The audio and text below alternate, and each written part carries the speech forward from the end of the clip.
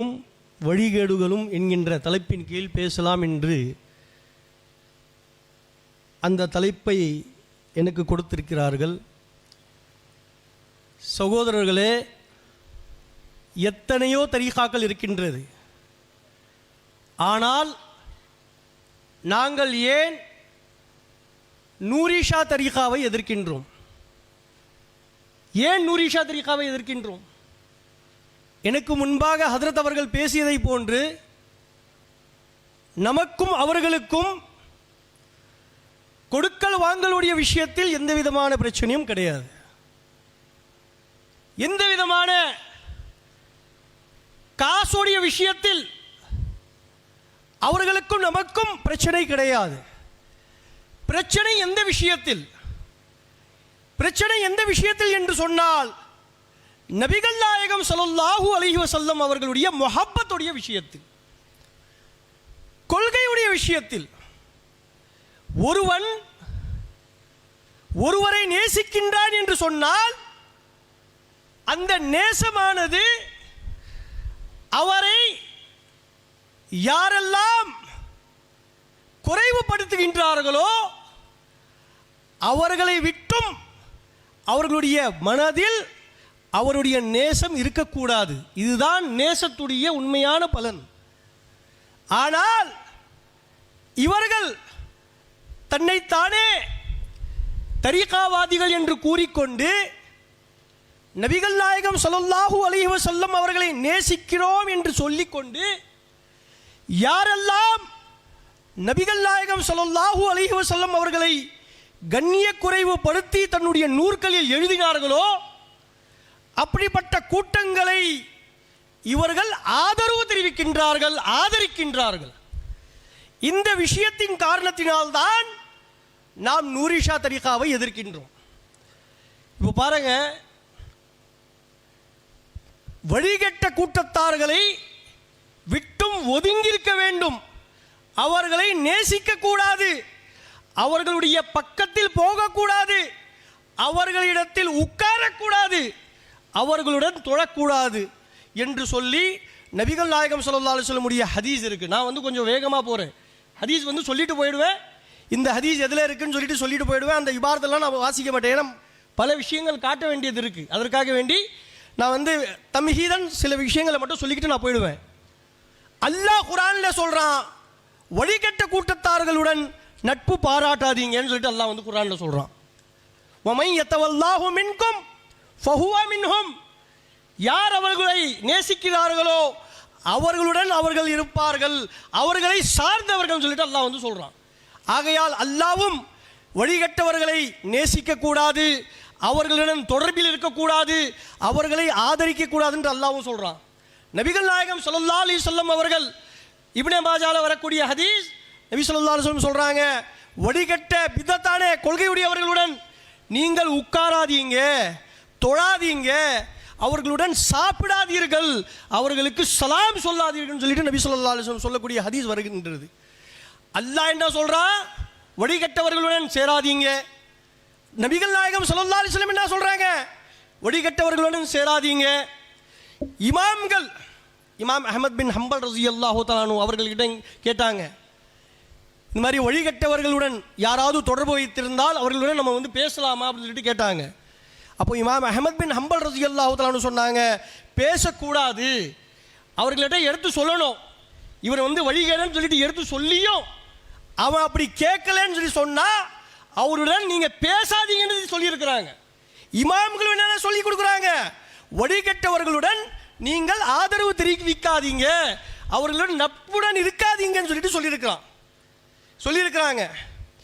அதே மாதிரி பாருங்க, வலிமார்கள், எனக்கு முன்னால் ஹஜ்ரத் அல்லாமா மக்தூம் மஹ்ஸரி ஹஜ்ரத் அவர்கள் சொன்னாங்க, ஷேக் அப்துல் காதிர் ஜீலானி ரலியல்லாஹு தஆலா அன்ஹு அவர்களுடைய உன்யத்து தாலிபீன் என்று சொல்லக்கூடிய நூலில் இருந்து எடுத்து சொன்னாங்க.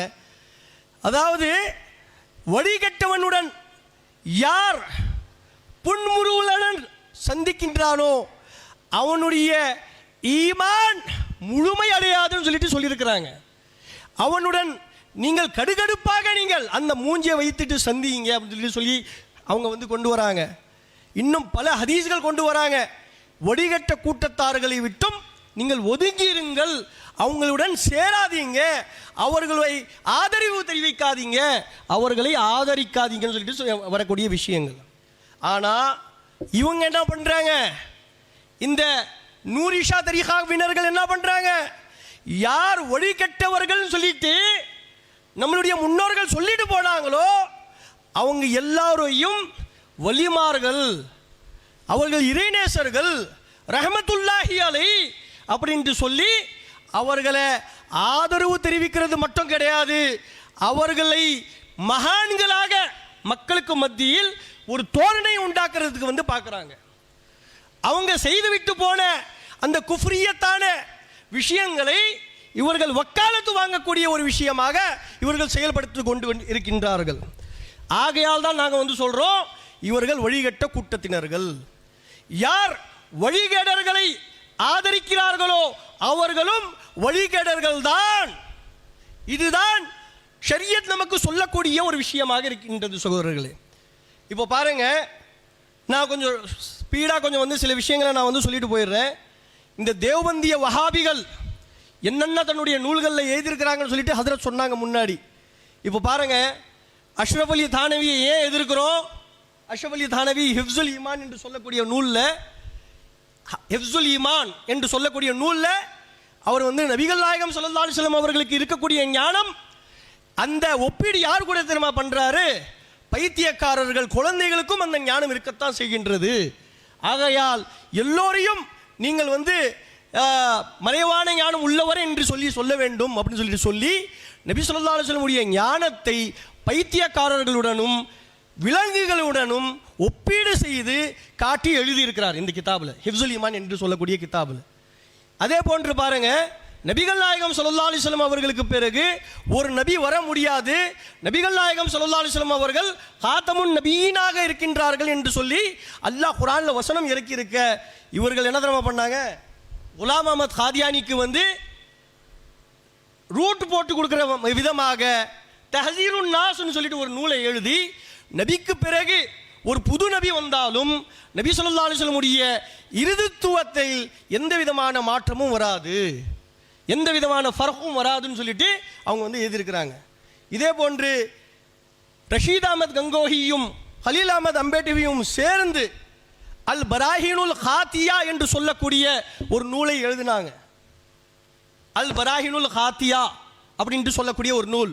அந்த நூலில் நபிகள் நாயகம் ஸல்லல்லாஹு அலைஹி வஸல்லம் அவர்களுக்கு மறைவான ஞானம் இருக்குன்னு சொன்னால் அது ஷிர்கா எழுதியிருக்கிறார். இதில் நபி ஸல்லல்லாஹு அலைஹி வஸல்லம் அவர்களுக்கு மறைவான ஞானம் இருக்கு அப்படின்ட்டு ஒருத்தர் சொன்னால் அது ஷிர்கு.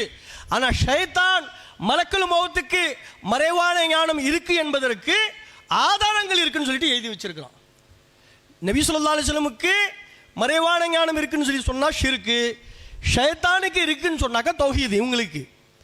அப்போ இப்படிப்பட்ட விஷயங்களை எழுதி நபிகள் நாயகம் ஸல்லல்லாஹு அலைஹி வஸல்லம் அவர்களுடைய கண்ணியத்தை குறைத்தவர்கள். நபிகள் நாயகம் ஸல்லல்லாஹு அலைஹி வஸல்லம் உடைய நினைப்பு தொழுகையில் வருவதானது தன்னுடைய ஆடு மாடு கழுதைகளுடைய நினைப்பில் மூழ்கி போவதை விட ஆக மோசமானதுன்னு சொல்லிட்டு எழுதி வச்சிருக்கிறான் சிராத்தே முஸ்தகீம் என்று சொல்லக்கூடிய நூலில். ஆகையால் சகோதரர்களே, இப்படிப்பட்ட நபிகள் நாயகம் ஸல்லல்லாஹு அலைஹி வஸல்லம் அவர்களை கண்ணிய குறைவு செய்யக்கூடிய இப்படிப்பட்ட கேவலமான வார்த்தைகளை எழுதிய இவர்கள் என்ன சொல்றாங்க? இறைநேசர்கள் சொல்லிட்டு சொல்றாங்க. அதனால தான் நாங்கள் என்ன சொல்றோம்? இவர்கள் வழிகேடர்கள், இவர்கள் வழிகேடர்கள் சொல்லி நம்ம சொல்றோம்.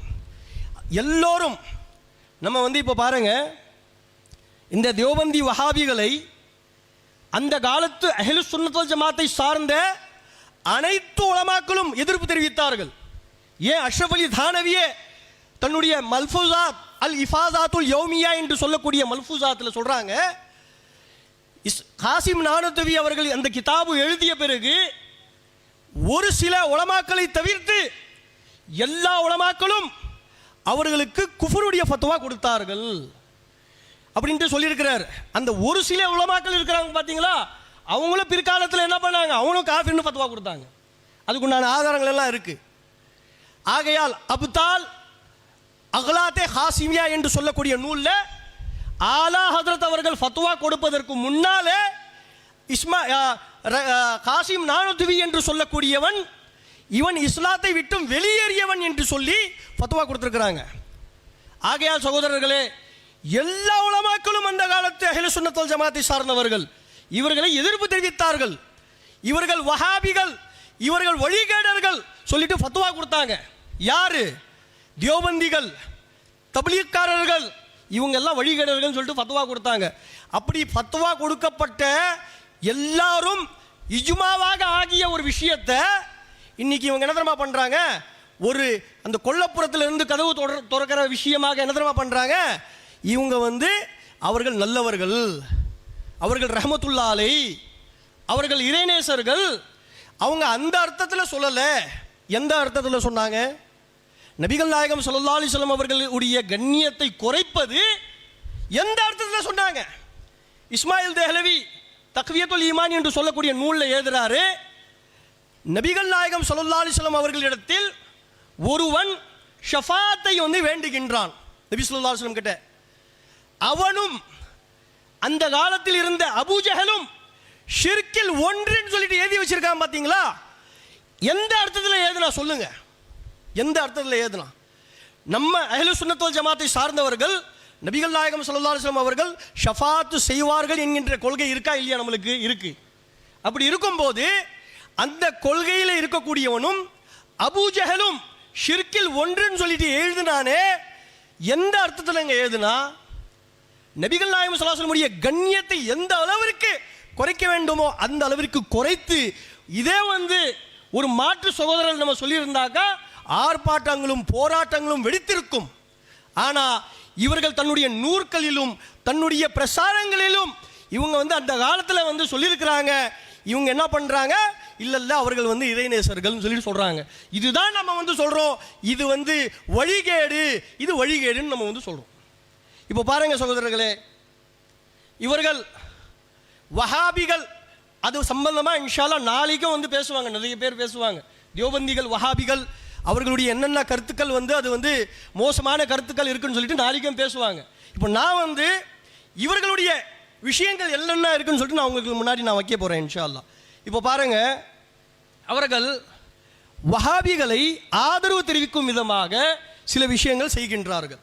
அந்த விஷயங்களை நான் இப்போ காட்டுறேன் போகிறேங்க. முதல்ல சையத் அஹமத் ராய் பரேலி. சையத் அஹமத் ராய் பரேலி யார்? முதலில் இந்தியாவில் வஹாபிய கொள்கையை கொண்டு வந்தவர் சையத் அஹமத் ராய் பரேலி.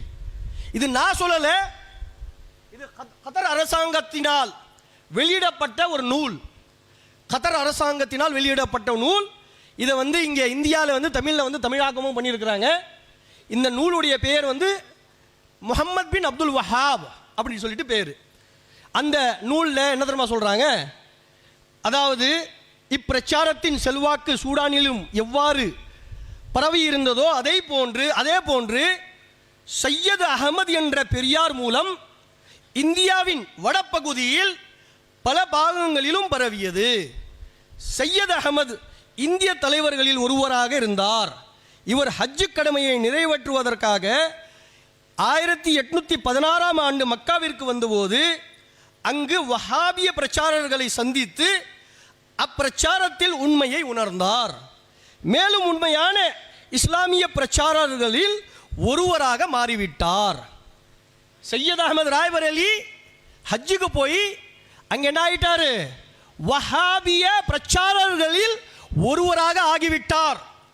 அப்படிப்பட்ட சையத் அஹமத் ராய் பரேல்வியுடைய சில்சிலாவில் இவங்களுடைய சில்சிலாவில் 3 சில்சிலா, அதாவது சொஹர்வர்தி, நக்ஷபந்தி போன்ற 3 சில்சிலாக்களில் சையத் அஹமத் ராய் பரேலி வராரு. இங்கே பாருங்க, சையத் அஹமத் ராய் பரேலி இந்த சில்சிலாவில் வராரு. இதில் இன்னொருத்தரும் இருக்கிறாரு, அது சம்பந்தமாகவும் நான் சொல்ல வேண்டியது இருக்கு. சையத் அஹமத் ராய் பரேலி வஹாபி, பக்கா வஹாபி. எந்த அளவிற்கு என்று சொன்னால் அஷ்ரஃப் அலி தானவியால் அர்வாஹ சலாசா என்று சொல்லக்கூடிய ஒரு நூல் எழுதப்பட்டிருக்குது. அது ஆதாரங்கள் இருக்கு, நான் காட்டுறதுக்கு நேரம் இல்லை. அந்த நூலில் அவர் என்ன சொல்றாருனாக்கா, இந்த சையத் அஹமத் ராய் பரேல்வி எங்கெல்லாம் பிரயாணம் பண்ணி போனாரோ அங்கே கட்டப்பட்டு இருக்கக்கூடிய கபறுகளை இடித்தார். அப்போ கபறுகளை இடிக்கக்கூடியவர் சையத் அகமது ராய்பரேலி, மீலாது கொண்டாடாமல் தடுத்தவர் சையத் அகமது ராய்பரேலி, வஹாபிய கொள்கையை இந்தியாவில் பரத்தியவர் சையத் அகமது ராய்பரேலி. அந்த சையத் அகமது ராய்பரேலியுடைய சில்சிலா, அந்த சில்சிலாவில் இவர்கள் வந்து இணைந்திருக்கிறார்கள். தன்னைத்தானே வந்து அவர்கள் வந்து இணைத்திருக்கிறார்கள். இன்னொரு இதில் வந்து ஒருத்தர் வராரு, இது மிகவும் வந்து விளங்கமான ஒரு விஷயம் பாருங்க. யாரு? ஆமா, நூரிஷா தரிகாவினர். இந்த நூரிஷா தரிகாவினர்கள் சையத் அகமது ராய்பரேலியுடைய சில்சிலால இணைஞ்சிருக்கிறாங்க. 3 சில்சிலாக்கள்ல ஒரு சில்சிலால நம்ம பையத் ஆகிறோம்னு சொல்லி சொன்னா என்னங்க அர்த்தம்? அந்த ஷேகுமார்கள் அனைவரையும் நாங்கள் ஏற்றுக்கொண்டோம் என்று அர்த்தம். அப்படி ஏற்றுக்கொள்ளாம வந்து அந்த சில்சிலா வந்து நபிகள் நாயகம் ஸல்லல்லாஹு அலைஹி வஸல்லம் வரைக்கும் சென்றடையுமா? முடியாது. அப்போ நபி ஸல்லல்லாஹு அலைஹி வஸல்லம் அவர்களுடைய அந்த அவர்கள் வரை சில்சிலா செல்ல வேண்டும் என்று சொன்னால், அந்த சனது செல்ல வேண்டும் என்று சொன்னால் எல்லோரும் அஹ்லுஸ் சுன்னத் வல் ஜமாத்தை சார்ந்தவராக இருக்க வேண்டும். ஆனால் இவர்களுடைய சில்சிலாவில் சையத் அகமது ராய்பரேலி என்று சொல்லக்கூடிய வஹாபி வரார். அந்த வஹாபி வரார். சரி, அடுத்த ஒரு ஆளும் வரார் பாருங்க. அவர் யார்? சையத் முஹம்மது அலி முஸ்தபா ராம்புரி. இவர் யார் என்று சொன்னால், சையத் அகமது ராய்பரேலி இஸ்மாயில் தெஹ்லவியுடைய கொள்கையை பரப்புவதற்காக வேண்டி தமிழ்நாடுக்கு மெட்ராஸுக்கு வந்தவர். மெட்ராஸில் நவாப் உடைய ஒரு பள்ளிவாசல் இருக்கின்றது, ஆர்காட் நவாபுடைய ஒரு பள்ளிவாசல். அந்த பள்ளிவாசலில் பிரசங்கம் செய்யக்கூடியவராக அவர் இருந்தார். முதல் தடவை வரும்போது என்ன பண்ணார்னாக்கா, எல்லோரையும் இவங்க என்ன பண்ணுவாங்க, இந்த வஹாபிகள் எடுத்தோடனே யாரையும் வந்து என்ன பண்ண மாட்டாங்க. வஹாபிகளில் 2 வகை, ஒரு பக்கா வஹாபி, ஒரு முக்கா வஹாபி. பக்கா வஹாபி என்ன பண்ணுவான், எடுத்த உடனே சொல்லிடுவான் இது கூடாது, இது செய்யக்கூடாது, இது ஷிர்க்கு, இது பிதத்துன்னு சொல்லிட்டு. இந்த முக்கா வஹாபி என்ன தெரியுமா பண்ணுவான், எடுத்த உடனே சொல்ல மாட்டான். முதல்ல வந்து என்ன பண்ணுவான், நீங்கள் ஃபாத்தியா செஞ்சால் ஃபாத்தியாலே நிற்பான், சலாம் ஓதுனா சலாம்லேயும் நிற்பான். இது மாதிரி நின்று என்ன தெரியுமா பண்ணுவான், இது கூடாது, இது ஷிர்க்கு, இது பிதத்துன்னு சொல்லிட்டு சொல்லுவான். இந்த முனாஃபிக்குடைய வேலையெல்லாம் வந்து அவன் வந்து பண்ணுவான். அதே போன்று தான் இவருடைய கலீஃபா வந்து என்ன பண்ணுறாரு, எடுத்த உடனே அதை பற்றியெல்லாம் பேசாமல் எல்லாரையும் முரீதாக்கிட்டு இவர் தான் பக்கா சுன்னத் வல் ஜமாத்தை போன்று வந்து ஒரு தோரணையை உண்டாக்கிட்டு அவர் வந்து போயிடுறார். அதன் பிறகு மறுபடியும் 2வது தடவை வருவதற்கு முன்னால் இந்த தக்வியத்துல் ஈமான் என்று சொல்லக்கூடிய இந்த நூல், அந்த தக்வியத்துல் ஈமான் நூலை காட்டுங்க. இந்த தக்வியத்துல் ஈமான் என்று சொல்லக்கூடிய இந்த நூல் மദ്രാஸுக்கு வருது. உலமாக்கள் பார்க்குறாங்க, அஹ்லுஸ் சுன்னத் வல் ஜமாத்தை சார்ந்தவர்கள். இது எப்போ நடக்குதுன்னு சொன்னால் 1845 ஆலா ஹஜ்ரத் அவர்கள் பிறக்க கூட இல்லை. அந்த டைமில் ஆலா ஹஜ்ரத் அவர்கள் பிறக்க கூட இல்லை. ஆலா ஹஜ்ரத் எப்போ பிறந்தாங்க, 1856 ஆலா ஹஜ்ரத் வந்து பிறக்கிறாங்க. ஆனால் இந்த நூல் இங்கே வரும்போது 1845. அப்போ பெரும் உலமாக்கள் தமிழ்நாட்டில் வந்து இருந்தாங்க, மദ്രാஸில் இருந்தாங்க. காதி இர்திஸா அலி கா ரஹமத்துல்லாஹி தாலாலே, ஹஜ்ரத் அல்லாமா காதி பத்ருத்தௌலா ரஹமத்துல்லாஹி தாலாலே, இதே போன்று ஹஜ்ரத் சிராஜுல் இஸ்லாம், ஹஜ்ரத் மன்சூர் அஸ்லமி ரஹமத்துல்லாஹி தாலாலே போன்ற பெரும் இமாம்கள் வந்து இங்கே இருக்கிறாங்க. காதி இர்திஸா அலி கான் யார் தெரியுமா, ரஹமத்துல்லாஹி தாலாலே, பாக்கியாத்துடைய ஆலா ஹஜ்ரத் இருக்காங்க பார்த்தீங்களா, அவங்களுடைய ஷேக். இன்னும் சொல்ல போனா நம்ம வேலூர் லத்தீஃபியாவுடைய குத்பே வேலூர் இருக்கிறாங்க இல்லையா, அவங்களுடைய ஷேக் உஸ்தாத். அப்போ அவங்க இருக்கக்கூடிய ஒரு காலகட்டம், அவங்க கிட்டலாம் இந்த கிதாப் வருது, தக்வியத்துல் ஈமான் என்று சொல்லக்கூடிய ஒரு கிதாப் வருது. இப்போ அவங்கெல்லாம் பார்க்குறாங்க அஹ்லுஸ் சுன்னத் வல் ஜமாத். அப்போ தான் புதுசாக வஹாபியத் என்கின்ற அந்த கொள்கை இங்கே வருது. பார்க்குறாங்க, பார்த்துட்டு சொல்கிறாங்க, இந்த கிதாபில் இருக்கக்கூடிய வகையில் யாராவது கொள்கை கொண்டிருந்தால் அவன் கண்டிப்பாக காஃபிர் அப்படின்னு சொல்லி சொன்னாங்க, ஃபத்வா கொடுத்தாங்க. தஃஹீமுல் முக்தர், கான்வாதாய காசி பத்ருத்தௌலா, தொஹ்ஃபாய முஹம்மதியா போன்ற கிதாபுகளில் இந்த ஆதாரங்கள்லாம் நீங்கள் வந்து பார்க்கலாம். அந்த ஃபத்வாக்கள் கொடுத்துருக்குறாங்க, அந்த ஃபத்வாக்கள் எல்லாம் கொடுத்துருக்குறாங்க. இன்னும் சொல்ல போனால் அஹ்லுஸ் சுன்னத் வல் ஜமாத்திற்கு மாற்றமான கிதாபு, இந்த கிதாபின் படி யார் கொள்கை கொண்டிருந்தாலும் அவன் காஃபிர்னு சொல்லிட்டு ஃபத்வா கொடுத்தாங்க. யாரு? ஹதரத்து காசி இர்தஸா அலி கான் சாப், காசி பத்ருத்தௌலா போன்ற 30 உலமாக்கள் இன்னும் இஸ்மாயில் தெஹ்லவியுடைய கொள்கையை எதிர்ப்பு தெரிவித்து தமிழ்நாட்டை சேர்ந்த ஹதரத் அல்லாமா மாப்பிள்ளை லப்பை ஆலிம் சாஹிப் ரஹமத்துல்லாஹி தாலாலே அவர்களும் மகானி என்று சொல்லக்கூடிய தன்னுடைய நூலில் வந்து இஸ்மாயில் தெஹ்லவியை வந்து எதிர்ப்பு தெரிவித்து எழுதியிருக்கிறாங்க ஷஃபாத்துடைய விஷயத்தில்.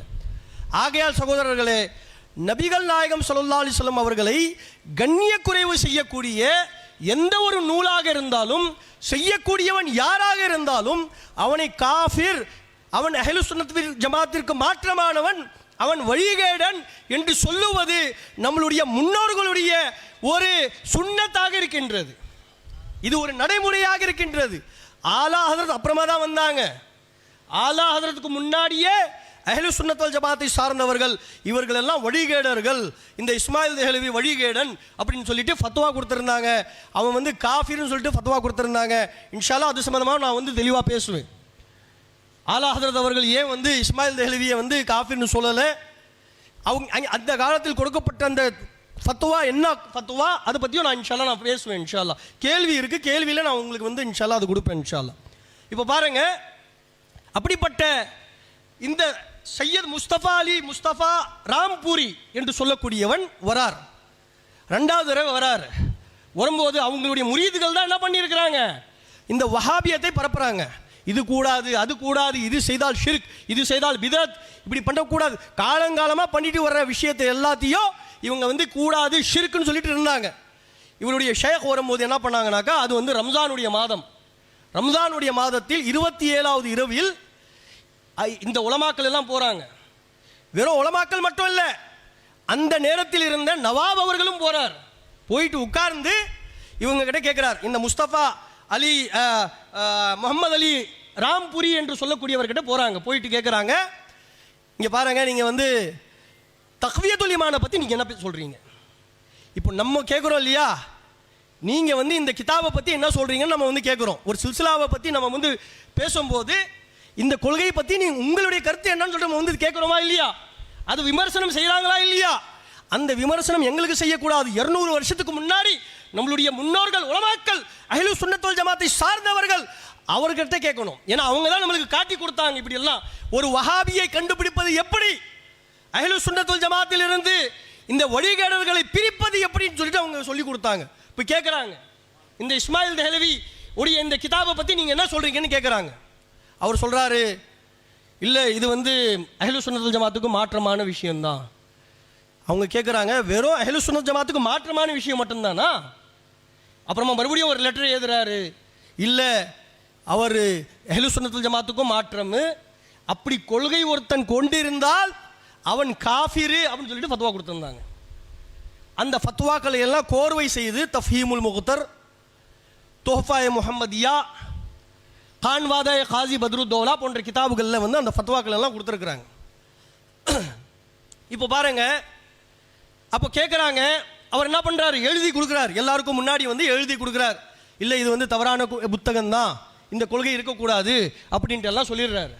சொல்லிட்டு மறுநாளே என்ன பண்ணுறாருன்னா, மறுநாள் வந்து ஜும்மாவுடைய உரையில் என்ன பண்ணுறாருன்னா, கையில் அந்த லெட்டரை வச்சுக்கிட்டே இல்லை இஸ்மாயில் தெஹ்லவியெல்லாம் நல்லவர் வல்லவருன்னு சொல்லிட்டு பேசுகிறாரு.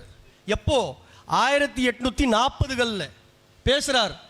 பேசியவுடன் உலமாக்கள் எழுந்து நின்று இந்த முகமது அலி ராம்பூரி அவரையும் காஃபிர்னு சொல்லிட்டு ஃபத்வா கொடுத்தாங்க.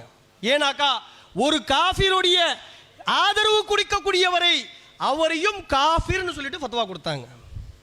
காஃபிர்னு ஃபத்வா கொடுத்தாங்க. அப்போது அவருக்கு வந்து, ஏன்னா அந்த டைமில் வந்து ஆர்காட் நவாபுடைய ஆட்சியாக இருந்ததால் அவரை வந்து கொலை செய்யணும். நபி ஸல்லல்லாஹு அலைஹி வஸல்லம் விஷயத்தில் இவர் வந்து கண்ணிய குறைவு செஞ்சிருக்கிறாரு. நேற்று வரைக்கும் இது வந்து குஃபுர்னு சொல்லிட்டு இன்னைக்கு குஃபுர் செய்தவரை வந்து நல்லவர்னு சொல்லிட்டு பாராட்டிட்டு இருக்கிறாரு. இப்படி பாராட்டக்கூடியவரை நம்ம வந்து கொலை செய்யணும்னு சொல்லிட்டு ஒரு தீர்ப்பு கொண்டு கொடுக்க சொல்கிறார். அப்போ முதல்ல என்ன பண்ணுறாரு தெரியுமா, ஆர்காட் நவாப் போஸ்டர் அடிக்கிறார்.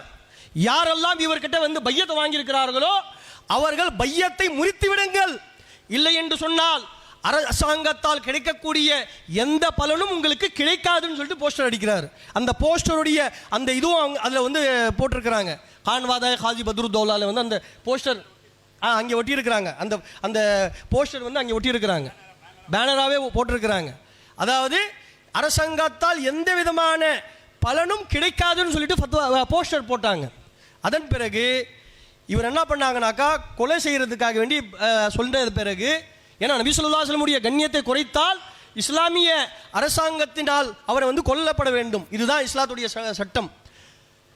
மன் சப்பன் நபி ஃபக்துலூஹு, யார் நபி அவர்களை கண்ணிய குறைவு செய்தார்களோ அவர்களை கொலை செய்யுங்கள் அப்படின்னு சொல்லிட்டு நபி ஸல்லல்லாஹு அலைஹி வஸல்லம் உடைய ஹதீஸ். அந்த ஹதீஸின் அடிப்படையில் அவரை கொலை செய்ய வேண்டும் சொல்லிட்டு எல்லாரும் கேட்டாங்க, அஹ்லு சுன்னத் ஜமாத்தை சார்ந்த உலமாக்கள். அப்போ அப்படிப்பட்ட உலமாக்கள்,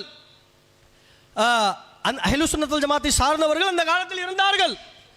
இப்போ இவர் என்ன பண்ணுறாருனாக்கா, நைட்டோட நைட்டாக மദ്രാஸை விட்டு, அப்போ வந்து மദ്രാஸ் இன்னைக்கு சென்னை, அப்போ மദ്രാஸை விட்டு நைட்டோட நைட்டாக ஓடி போயிடுறார். கல்கத்தாக்கு வந்து என்ன பண்ணுறாரு, காசெல்லாம் கொடுத்து நைட்டோட நைட்டாக ஓடி போகிறார். அப்படிப்பட்ட முகமது அலி ராம்பூரியும் இவருடைய சில்சிலாவில் வரார். ஒரு சையத் அகமது ராய்பரேலி, அவர் சம்பந்தமா என்ன வந்திருக்கு, சையத் அகமது ராய்பரேலி சம்பந்தமா அவர் வஹாபியத்தை கொண்டு வந்தவர். அதே போன்று அவருடைய கலீஃபா அவர் மீது குஃபருடைய ஃபத்வா தமிழ்நாடை சார்ந்த உலமாக்கள் கொடுத்தார்கள். அப்போ அந்த ஃபத்வாவுக்கு பயந்து ஓடி போனவர் முகமது அலி ராம்பூரி. அந்த சில்சிலாலே தன்னைத்தானே இணைச்சிக்கிட்டு இவர்கள் என்ன பண்ணாங்க, அஹ்லு சுன்னத்துல் ஜமாத்துடைய மத்தியில் வந்து தரீகாவின் போர்வையில் வஹாபிய கொள்கைக்காரர்களை நல்லவர்கள் ஆக்கிறதுக்கு உண்டான திட்டத்தை தீட்டிக் கொண்டிருக்கிறார்கள். சகோதரர்களே, நான் அந்த இது கொண்டு வந்த புக்கை நான் இதில் வச்சிருக்கிறேன். அந்த புக்கில் என்ன தெரியுமா போட்டிருக்கு, அதாவது ஜக்கரியா காந்தலவி அவர் எழுதிய புத்தகம் அது. அவர் வந்து இந்த தப்லீக் சம்பந்தமாக எழுப்பிய ஆட்சேபனைகளுக்கு பதில் அளிக்கும் விதமாக ஒரு நூலை வந்து எழுதினார் ஜக்கரியா காந்தலவி.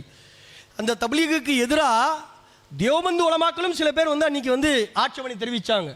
அப்போ அதற்கு வந்து அவர் பதில் அளிக்கும் விதமாக அவர் வந்து அதில் எழுதுகிறாரு, நம்ம இந்த தப்லீகுடைய வேலையை எதுக்கு தெரியுமா ஆரம்பித்தோம், இவங்க சொல்கிறாங்க தெரியுமா, தொழுகை நோன்பின் பக்கம் அழைக்கக்கூடிய ஒரு கூட்டம் கிடையாது.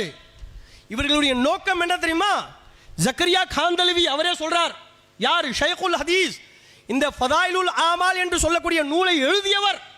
அவர் சொல்கிறார், இந்த தப்லீகுடைய நோக்கமே நம்மளுடைய முன்னோர்கள் ஒரு இடத்தில் வந்து பயான் செய்ய முடியாது, ஏன்னா அவர்கள் மீது மக்கள் அந்த அளவிற்கு வெறுப்பானவர்களாக இருந்தார்கள். ஆனால் நாங்கள் இந்த தப்லீகின் வேலையின் காரணத்தினால் அவர்கள் இன்னைக்கு வந்து உங்கள் மத்தியில் பயான் செய்யக்கூடிய நிலைக்கு நாங்கள் கொண்டு வந்திருக்கிறோம், அதற்குத்தான் இந்த தப்லீகுடைய வேலையை உருவாக்கணும்னு சொல்லிட்டு சொல்றார். அதுக்கு தான் நம்ம வந்து இந்த தப்லீகுடைய வேலையை உருவாக்கணும் அப்படின்ட்டு சொல்றார். அப்போ அப்படிப்பட்ட ஒரு ஃபித்னா தான் இன்னைக்கு என்ன பண்றாங்க தெரியுமா, எப்படி தப்லீக்காரர்கள் தப்லீகுடைய வேலையின் மூலமாக அஷ்ரஃப் அலி தானவி நல்லவர், அவர் ஹக்கீமுல் உம்மத், அவர் வந்து ரஷீத் அஹமத் கங்கோஹி முஜத்திது சொல்லி அவர்களெல்லாம் தன்னுடைய நூட்களில் அவர்களை எழுதி அவரை ஹீரோவாக்க முயற்சிக்கின்றார்களோ, அதே வேலையைத்தான் இன்னைக்கு நூரிஷா தரீகாவினர்களும் அவங்க செய்து கொண்டிருக்கிறார்கள். அவர்களும் என்ன பண்ணுறாங்க, ஃபாத்திஹா மௌலூது எல்லாம் செய்து கொண்டு, சில்சிலா பையத்து எல்லாம் செய்து கொண்டு, இந்த அஷ்ரஃப் அலி தானவி ரஷீத் அஹமத் கங்கோஹி போன்ற இந்த வஹாபிய தலைவர்களை நல்லவர்கள் ஆக்கக்கூடிய ஒரு செயலை இவர்கள் வந்து செய்து கொண்டிருக்கிறார்கள். இவர்கள் என்னதான் செஞ்சாலும் அஹ்லு சுன்னத்துல் ஜமாத்துடைய உலமாக்கள் என்ன பண்ண மாட்டாங்க, விட மாட்டாங்க. அவங்க கண்டிப்பாக கேட்பாங்க, தன்னுடைய முன்னோர்களுடைய அந்த கேள்விகளை கேட்டு இவர்களை அடையாளம் காணுவார்கள். நம்மளுடைய முன்னோர்களுடைய கேள்வி என்ன, நீ வந்து இஸ்மாயில் தெஹ்லவியை பற்றி என்ன சொல்கிற, ரஷீத் அஹமத் கங்கோஹி பற்றி என்ன சொல்கிற, அஷ்ரஃப் அலி தானவியை பற்றி என்ன சொல்கிற அப்படின்னு சொல்லிட்டு கேட்பாங்க. கேட்டு இவர்கள் ஆதரவு தெரிவித்தால் அது எப்படியாப்பட்ட சில்சிலாவாக இருந்தாலும் சரி, அது வழிகட்ட சில்சிலா. ஏன், வழிகேடர்களை ஆதரவு தெரிவித்தால் அது வழிகேடான சில்சிலா தான். இதற்கு ஒரு ஆதாரம் தேவையில்லை. ஒருத்தன் வந்து திருடனுக்கு ஒருத்தன் ஆதரவு தெரிவித்தால் அவனும் திருடன் தான். இல்லைங்க, நான் திருடலையே, நீ திருடனாலும் ஒன்றும் இல்லை, திருடனை ஆதரவு தெரிவிப்பதே நீ திருடன் என்பதற்கு சாட்சி அப்படின்னு சொல்லிட்டு நம்ம வந்து எல்லோருக்கும் தெரிஞ்ச ஒரு விஷயம். ஒருத்தன் வந்து திருட போகிறான், இவன் வந்து கூட போயிட்டு இருக்கிறான், திருடலை சும்மா கூட போனான், என் ஃப்ரெண்டு அப்படின்னு சொல்லிட்டு போனான். போலீஸ்காரன் 2 பேரையும் பிடிச்சிட்டாக்கா, இல்லை சார் நான் வந்து சும்மா கூட நின்றுட்டு இருந்தேன். அப்போ சரிப்பா நீ வந்து கூட நின்றுட்டு இருந்த, நல்ல நீ போயிடுன்னு சொல்லிட்டு எவனாவது சொல்லுவானா? 2 பேரையும் சேர்த்து வந்து உள்ளே போடுவான். இவனை விட இவன் தான் மிக மோசமானவன். அவன் திருடும்போது திருட வேண்டாம் என்று சொல்லாமல் இருந்தான் பாருங்க, அதனால இவன் தான் மோசமானவன். சரி, சில்சிலாலே இவர்களுடைய பேர் வருது. இது நூரிஷா தரீக்கினாவினர்களுடைய இந்த தொடர்பு வஹாபிகளுடைய கூட்டத்துடன் இருக்கின்றது என்பதை காட்டுகின்றது. 2வது விஷயம் பாருங்க, இவர் வந்து ஒரு மதரசா ஓப்பன் பண்ணுறார். யார்? நூரிஷா வந்து ஒரு மதரசாவை ஓப்பன் செய்கிறார் ஹைதராபாத்தில். அந்த மதரசா இப்போ அஹ்லு சுன்னத்துல் ஜமாத்தை சார்ந்தவர்கள் யாரை கூப்பிடுவாங்க? இப்போ நம்ம வந்து அஹ்லு சுன்னத்துல் ஜமாத்தை சார்ந்தவர்கள் என்று சொன்னால் ஹஜ்ரத் அல்லாமா வஜீஹுன் நகி சகாஃபி ரஸியல்லாஹ் ஹஜ்ரத் அவர்களை வந்து கூப்பிடுவோம். இல்லை ஹஜ்ரத் அல்லாமா ஹம்மாத் அவர்களை வந்து நம்ம வந்து கூப்பிடுவோம். இதே போன்று ஹஜ்ரத் அல்லாமா காசிம் மஹதரி ஹஜ்ரத் அவர்களை வந்து நம்ம வந்து கூப்பிடுவோம். ஒரு மதரசா ஓப்பன் பண்ணுறதாக இருந்தாலோ, ஒரு பள்ளிவாசல் ஓப்பன் பண்ணுறதாக இருந்தாலோ. ஆனால் இவர்கள் யாரை கூப்பிடுறாருங்க பாருங்க, இவங்க அந்த நேரத்தில் இருந்த தியோபந்துடைய பிரின்சிபலாக இருந்த காரி தையீப் காசிமியை கூப்பிடுறாங்க. இப்போ இதுல இருந்தே தெரியுதா இவர்களுடைய தொடர்பு தியோபந்துடைய எந்த அளவிற்கு இருக்கின்றது என்பதை. காரி தையீப் காசிமியை கூப்பிடுறாரு. கூப்பிட்டு தன்னுடைய அந்த இதை வந்து இது பண்ணுறாரு, மதரசாவை ஓப்பன் பண்ணுறார். அந்த கல்வெட்டு கூட நம்ம வந்து ஃபோட்டோவில் இருக்கோம், நீங்கள் வந்து பார்க்கலாம். அந்த கல்வெட்டில் இவங்களுடைய பேர், காரி தையீப் காசிமியுடைய பேர், நூரிஷா அவருடைய பேர், இதெல்லாம் வந்து அதில் நீங்கள் வந்து பார்க்கலாம். ஆகையால் சகோதரர்களே, இதுவும் நூரிஷா தரீகாவினர்களுடைய தொடர்பு தியோபந்துடன் இருக்கின்றது, தியோபந்திகளுடன் இருக்கின்றது என்பதை காட்டுகின்றது. சரி, 3வது விஷயம் பாருங்க. அதாவது இவருடைய மதரசா, இவர் வந்து மஸ்கனே நூரி அப்படின்னு சொல்லிட்டு ஒரு மதரசா வந்து அங்கே வந்து உருவாக்கியிருக்கார், ஜாமியத்து நூரியா அப்படின்னு சொல்லிட்டு ஹைதராபாத்தில். அந்த மதரசா எல்லாமே இருக்குது அங்கே. மதரசா மட்டும் இல்லை, மதரசா காலேஜு எல்லாம் இருக்குது, மேரேஜ் ஹாலு எல்லாம் இருக்குது அங்கே. அது எல்லாத்தையும் வந்து அவர் வந்து என்ன பண்ணார், முரீதுகிட்ட இருந்து காசெல்லாம் வாங்கி கலெக்ட் பண்ணி அந்த மதரசாவை உருவாக்குறார். இப்போ நம்மளாக இருந்தால் என்ன செய்வோம், எனக்கு பிறகு என்னுடைய பசங்க பார்ப்பாங்க, அவங்களால பார்க்க முடியலன்னு சொல்லி சொன்னால் அது அஹ்லு சுன்னத்துல் ஜமாத்தை சார்ந்த ஒரு நிறுவனமாக இருக்கக்கூடிய அந்த நிறுவனத்துக்கு போகணும், இல்லை அஹ்லு சுன்னத்துல் ஜமாத்தை சார்ந்த ஒரு தரீகாவுக்கு அது போகணும், அஹ்லு சுன்னத்துல் ஜமாத்துக்கு சார்ந்த ஒரு சில்சிலாவுக்கு அது போகணும் அப்படின்னு சொல்லிட்டு நம்ம வந்து வக்ஃபு செய்வோம். ஆனால் இவர் என்ன செய்கிறாரு, யார்? நூரிஷா அவரே சொல்கிறாரு. அவர் அந்த சொல்லக்கூடிய அந்த விஷயத்தை அவருடைய கலீஃபா ஜுபைர் ஷுஹூதி அவர் வந்து என்ன பண்ணுறாரு, ஃபைசி என்ன பண்ணுறாரு, அவரே சொல்லி காட்டுறார். அதுவும் வந்து ஜமாத்துல் உலமாவுடைய தலைவருக்கு முன்னாடி வந்து சொல்லி காட்டுறார். இங்கே பாருங்க, எங்களுடைய ஷேக் வந்து அந்த இடத்தை எல்லாத்தையும் வக்ஃபு செஞ்சுக்கிட்டாரு. யாருக்கு வக்ஃபு செஞ்சாரா? இது எங்களுடைய பசங்களால் வந்து நடத்த முடியாது என்று சொன்னால் அந்த மதரசா, அந்த ட்ரஸ்ட்டு, அது எல்லாமே இது வந்து தியோபந்துக்கு வக்ஃபுன்னு சொல்லிட்டு எழுதி வச்சிருக்கிறார். அது போட்டு காட்டுங்க அந்த கிளிப். குடியிருக்கிற வீடு முதல், தான் குடியிருந்த வீடு முதல் எல்லா சொத்துக்களையுமே வக்ஃபுல் எழுதி வச்சிட்டாங்க. வக்ஃபுல் எழுதி இந்த மதரசா மஸ்ஜித் நடக்கும் காலமெல்லாம் இதில் வரக்கூடிய வருமானங்களை அதுக்கு செலவு செய்ய வேண்டும். என் பிள்ளைகள் இந்த மதரசாவை மஸ்ஜிதை நடத்த முடியாவிட்டால், ஒரு காலம் ஏற்பட்டால் இந்த ஒட்டுமொத்த மதரசா பள்ளிவாசல் அத்தனையும் தேவபந்தில் உண்டான தாருல் உலூமுக்கு இதை நான் வக்ஃப் செய்து விட்டேன் எழுதி அரசாங்கம் ரெஜிஸ்டர் விட்டு போயிட்டான். ஒரே ஒரு பிட்டு ஒரு நிலத்தை கூட பிள்ளைங்களை விட்டு வைக்கல. இன்ன வரைக்கும் ரெஜிஸ்டர் ஆபீஸ்ல இருக்கு. இதுக்கு பேரு லில்லாஹியத். இப்போ பார்த்தீங்களா, லில்லாஹியத்து. அவங்களுடைய லில்லாஹியத் யாருக்கு இருக்கு? வஹாபிய கூட்டங்களுக்கு இருக்கு. வஹாபியத்துக்கு வக்ஃபு செய்கிறார். இவர் அஹ்லு சுன்னத் வல் ஜமாத்தை சார்ந்தவரா? அஹ்லு சுன்னத் வல் ஜமாத்தை சார்ந்தவர்கள் தியோபந்துக்கு வக்ஃபு செய்வார்களா? நிச்சயமாக கிடையாது சகோதரர்களே. இந்த விஷயமும் இவர்கள் வஹாபிகளுடன் தொடர்பில் இருக்கிறார்கள், வஹாபியத்தை வளர்க்கத்தான் இவர்கள் சில்சிலா நடத்துகின்றார்கள் என்கின்ற விஷயத்தை காட்டுகின்றது. இப்போ ஹஜரத் அவர்கள் காட்டினார்கள் பாருங்க, இந்த பலகை, அந்த பலகையில் வந்து காரி தையீப் காசிமி, முகமது காரி தையீப் காசிமி கல்வெட்டு, அந்த கல்வெட்டில் வந்து இருக்கு தாருல் உலூம் தேவபந்துடைய முஹத்தமீம் அப்படின்னு சொல்லிட்டு போட்டிருக்கு. அவர் தான் வந்து அந்த டைமில் வந்து பிரின்சிபலாக இருந்தார். ஆகையால் சகோதரர்களே, இந்த ஆமாம், இந்த காரி தையீப் காசிமி என்று சொல்லக்கூடியவன் காசிம் நானுத்துவின்னு சொன்னேன் தெரியுமா, அந்த காசிம் நானுத்துவியுடைய பேரன். அவனை கூப்பிட்டு மதரசாவை ஓப்பன் செய்கிறாரு. கேட்டாக்கா எங்களுக்கும் வஹாபிகளுக்கும் தொடர்பு இல்லைன்னு சொல்கிறாரு. நாங்கள் வக்ஃபு செஞ்சிருக்கிறோம் நூரி ஷா சொல்கிறாரு, தேவபந்துக்கு வக்ஃபு செஞ்சிருக்கிறோம்னு சொல்லி சொல்கிறாரு. ஆனால் இவங்க என்ன சொல்கிறாங்க, எங்களுக்கும் வஹாபிகளுக்கும் தொடர்பு இல்லைன்னு சொல்கிறாங்க. அப்போ இவர்கள் வஹாபிகளுக்கு தொடர்புடையவர்கள் என்பது இந்த ஆதாரங்களின் மூலமாக நிரூபணமாகின்றது. ஒரு ஆதாரம், ரெண்டு ஆதாரம் இல்லை, பல ஆதாரங்கள் நிரூபிக்கின்றது. இவர்கள் வஹாபிகளுடன் தொடர்பில் இருக்கக்கூடியவர்கள், வழிகேடர்களுடன் தொடர்பில் இருக்கக்கூடியவர்கள். வழிகேடர்களுடன் யார் தொடர்பில் இருக்கின்றானோ அவனும் வழிகேடன் என்பதுதான் மார்க்கத்துடைய சட்டம் என்பதை புரிந்து கொள்ள வேண்டும் சகோதரர்களே. அதன் பிறகு பாருங்க, சில்சிலாலே தன்னை இணைச்சிக்கிட்டாங்க, மதரசாவுடைய திறப்பில் அவங்கள வந்து இணைச்சிக்கிட்டாங்க. இந்த வக்ஃபு செய்யக்கூடிய விஷயத்தில் நூரி ஷாவினர்கள் தேவபந்தை வந்து இணைத்து கொண்டார்கள். அதன் பிறகு பாருங்க, இவர்களை ரஹமத்துல்லாஹி அலை, ரஹமத்துல்லா அலைன்னு சொல்லி சொல்லக்கூடியது.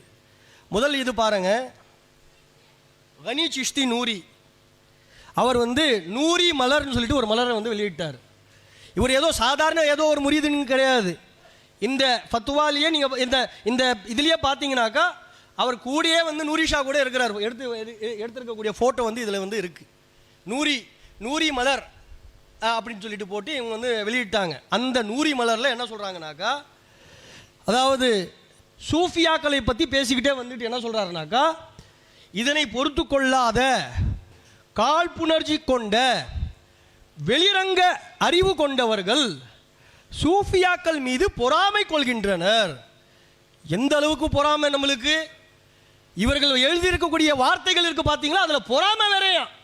நபி ஸல்லல்லாஹு அலைஹி வஸல்லம் அவர்கள் மண்ணோடு மண்ணாகி விட்டார்கள் நீ எழுதினார் இல்லையா, அதில் பொறாமையா எங்களுக்கு. அல்லாஹ் காப்பாற்ற வேண்டும், மாதல்லா சும்மா மாதல்லா. பாருங்க, அவன் எழுதியிருக்கிறான், தொழுகையில் நபியுடைய நினைப்பு வருவதானது ஆடு மாடு கழுதையுடைய நினைப்பில் மூழ்கி போவதை விட ஆக கெட்டதுன்னு சொல்லி எழுதி வச்சிருக்கிறான். அது எங்களுக்கு வந்து பொறாமை வேற, காழ்ப்புணர்ச்சி வேறையா. இவங்க வேலை கொண்டவர்கள், வெளிரங்க அறிவு கொண்டவர்கள் யாரு, நம்ம ஹஜரத் காசி இர்தஸா அலி கான் சாப் ரஹ்மத்துல்லாஹி தஆலா அலைஹி, இதே போன்று ஹஜரத் காசி பத்ருத்தௌலா ரஹ்மத்துல்லாஹி தஆலா அலைஹி போன்ற பெரும் பெரும் மகான்கள், மகானி எழுதிய ஹஜரத் அல்லாமா மாப்பிளை லப்பை ஆலிம் ரஹமத்துல்லாஹி தஆலா அலைஹி, இவங்கெல்லாம் காழ்ப்புணர்ச்சி கொண்டவர்கள். என்ன பண்ணிட்டாங்களா, பொறாமையின் காரணத்தினால இவர்களை வந்து காஃபிர்னு ஃபத்வா கொடுத்துட்டாங்களா. இங்கே பாருங்க, இந்த அடிப்படையில் தான் தங்களது அறிவின் மீது நம்பிக்கை கொண்டவர்கள் சூஃபியாக்களை எதிர்க்கவும், ஃபித்னா ஃபசாதுகளை பருத்தவும், அவர்களை பிதத்திகள் என்றும் காஃபிர்கள் என்றும் ஃபத்வா கொடுப்பதை இஸ்லாமிய வரலாற்றில் பல சம்பவங்கள் நிரூபிக்கின்றன அப்படின்னு சொல்லிட்டு இந்த போலி ஃபத்வாக்களுக்கு ஹஜரத் ஷம்ஸ் தப்ரேஸ், ஹஜரத் ஜுனேதுல் பக்தாதி ரஹ்மத்துல்லாஹி அலைஹி கிடையாது.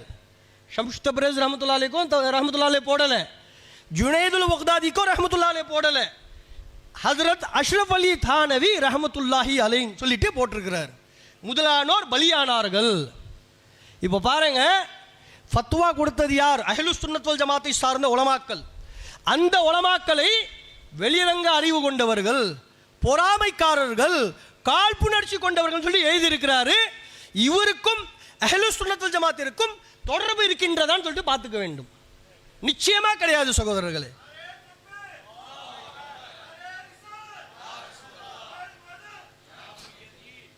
அதே போன்று பாருங்க, கௌசி ஷா அவர் வந்து நூறு சொல்லிட்டு ஒரு நூலை வந்து எழுதினார்.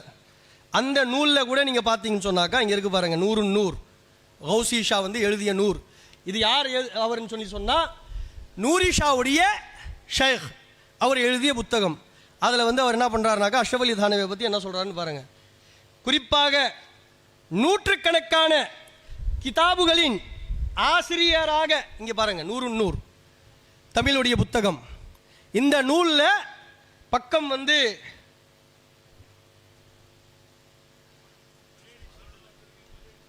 ஜி 11, அதாவது 11ல் அவங்க வந்து எழுதுறாரு.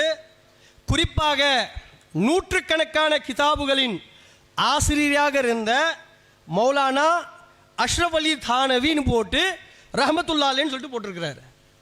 அதே போன்று பக்கம் 57ல் என்ன போட்டிருக்காரு, இந்த ஹதீஸ்களை ஹஜ்ரத் மௌலானா அஷ்ரஃப் அலி தானவின்னு போட்டு ரஹமத்துல்லாஹி அலைஹி அவர்கள் தங்கள் தகஷுஃப் என்ற கிதாபுல வந்து எடுத்து வந்திருக்கிறாரு அப்படின்னு சொல்லிட்டு போட்டிருக்கிறார். அதன் பிறகு பாருங்க, ஹஜ்ரத் குத்புல் ஆரிஃபீன் ரயீசு சாலிகீன் மௌலானா அல் ஹாஃபிஸ் கலீல் அஹமத் சஹாரன்பூரி முஹாஜிர மதனி குத்திஸ சிர்ரஹு அப்படின்னு சொல்லிட்டு எழுதியிருக்கிறார். அதே போன்று இதை ஹஜ்ரத் ஹக்கீமுல் உம்மத் மௌலானா ஷேக் முஹம்மது அஷ்ரஃப் அலி தானவி தாமத் பர்காத்துஹு அப்படின்ட்டு எழுதியிருக்கிறார். இப்போ பாருங்க, இங்கே ஒரு கேள்வி எழும். அதாவது இந்த நூல் எழுதும்போது, அவர் முதலாக எழுதும்போது அஷ்ரஃப் அலி தானவி உயிரோடு இருந்தார். அஷ்ரஃப் அலி தானவி உயிரோடு இருந்தார். இன்னும் சொல்லப்போனால் பாருங்க, இப்போ நம்ம வந்து ஒரு நூலை எழுதுகிறோன்னு சொல்லி சொன்னால் அந்த நூலை யார்கிட்ட கொடுத்து கொடுப்போம்? அஹ்லு சுன்னத் ஜமாத்துடைய உலமாக்கள் கிட்ட கொடுத்து அதுக்கு தஹ்ரீஸ் வந்து வாங்குவோம். அதில் வந்து நீங்கள் வந்து சிறப்புரை கொடுங்க அப்படின்னு சொல்லிட்டு நம்ம வந்து வாங்குவோம். ஆனால் அவர் என்ன எதில் வாங்குறாரு? மக்ஸனே குர்ஆன் அது காட்டுங்க. அவர் வந்து இது வந்து நூர் என்று சொல்லக்கூடிய கௌசி ஷா உடைய நூலுக்கு மக்தூப் மௌலானா அஷ்ரஃப் அலி தானவி சாஹிப் மௌசூமா ஹஜ்ரத் கௌசி ஷா ரஹமத்துல்லாஹி அலை அப்படின்ட்டு போட்டிருக்கிறாங்க. யாரு? அஷ்ரஃப் அலி தானவி லெட்டர் போட்டிருக்கிறார். யாருக்கு? கௌசி ஷாக்கு. முஹத்தரம் அஸ்ஸலாமு அலைக்கும், आपके मुरसला नुस्खा नूर को बिल इस्तियाब देखा. நீங்கள் அனுப்பி வைத்த 100 நான் பார்த்தேன். பார்த்துட்டு அவர் சொல்றாரு, देखा मसला जबरो खदर को जिस शरह बस्त के साथ आपने बयान फरमाया है वो आप ही का हक है.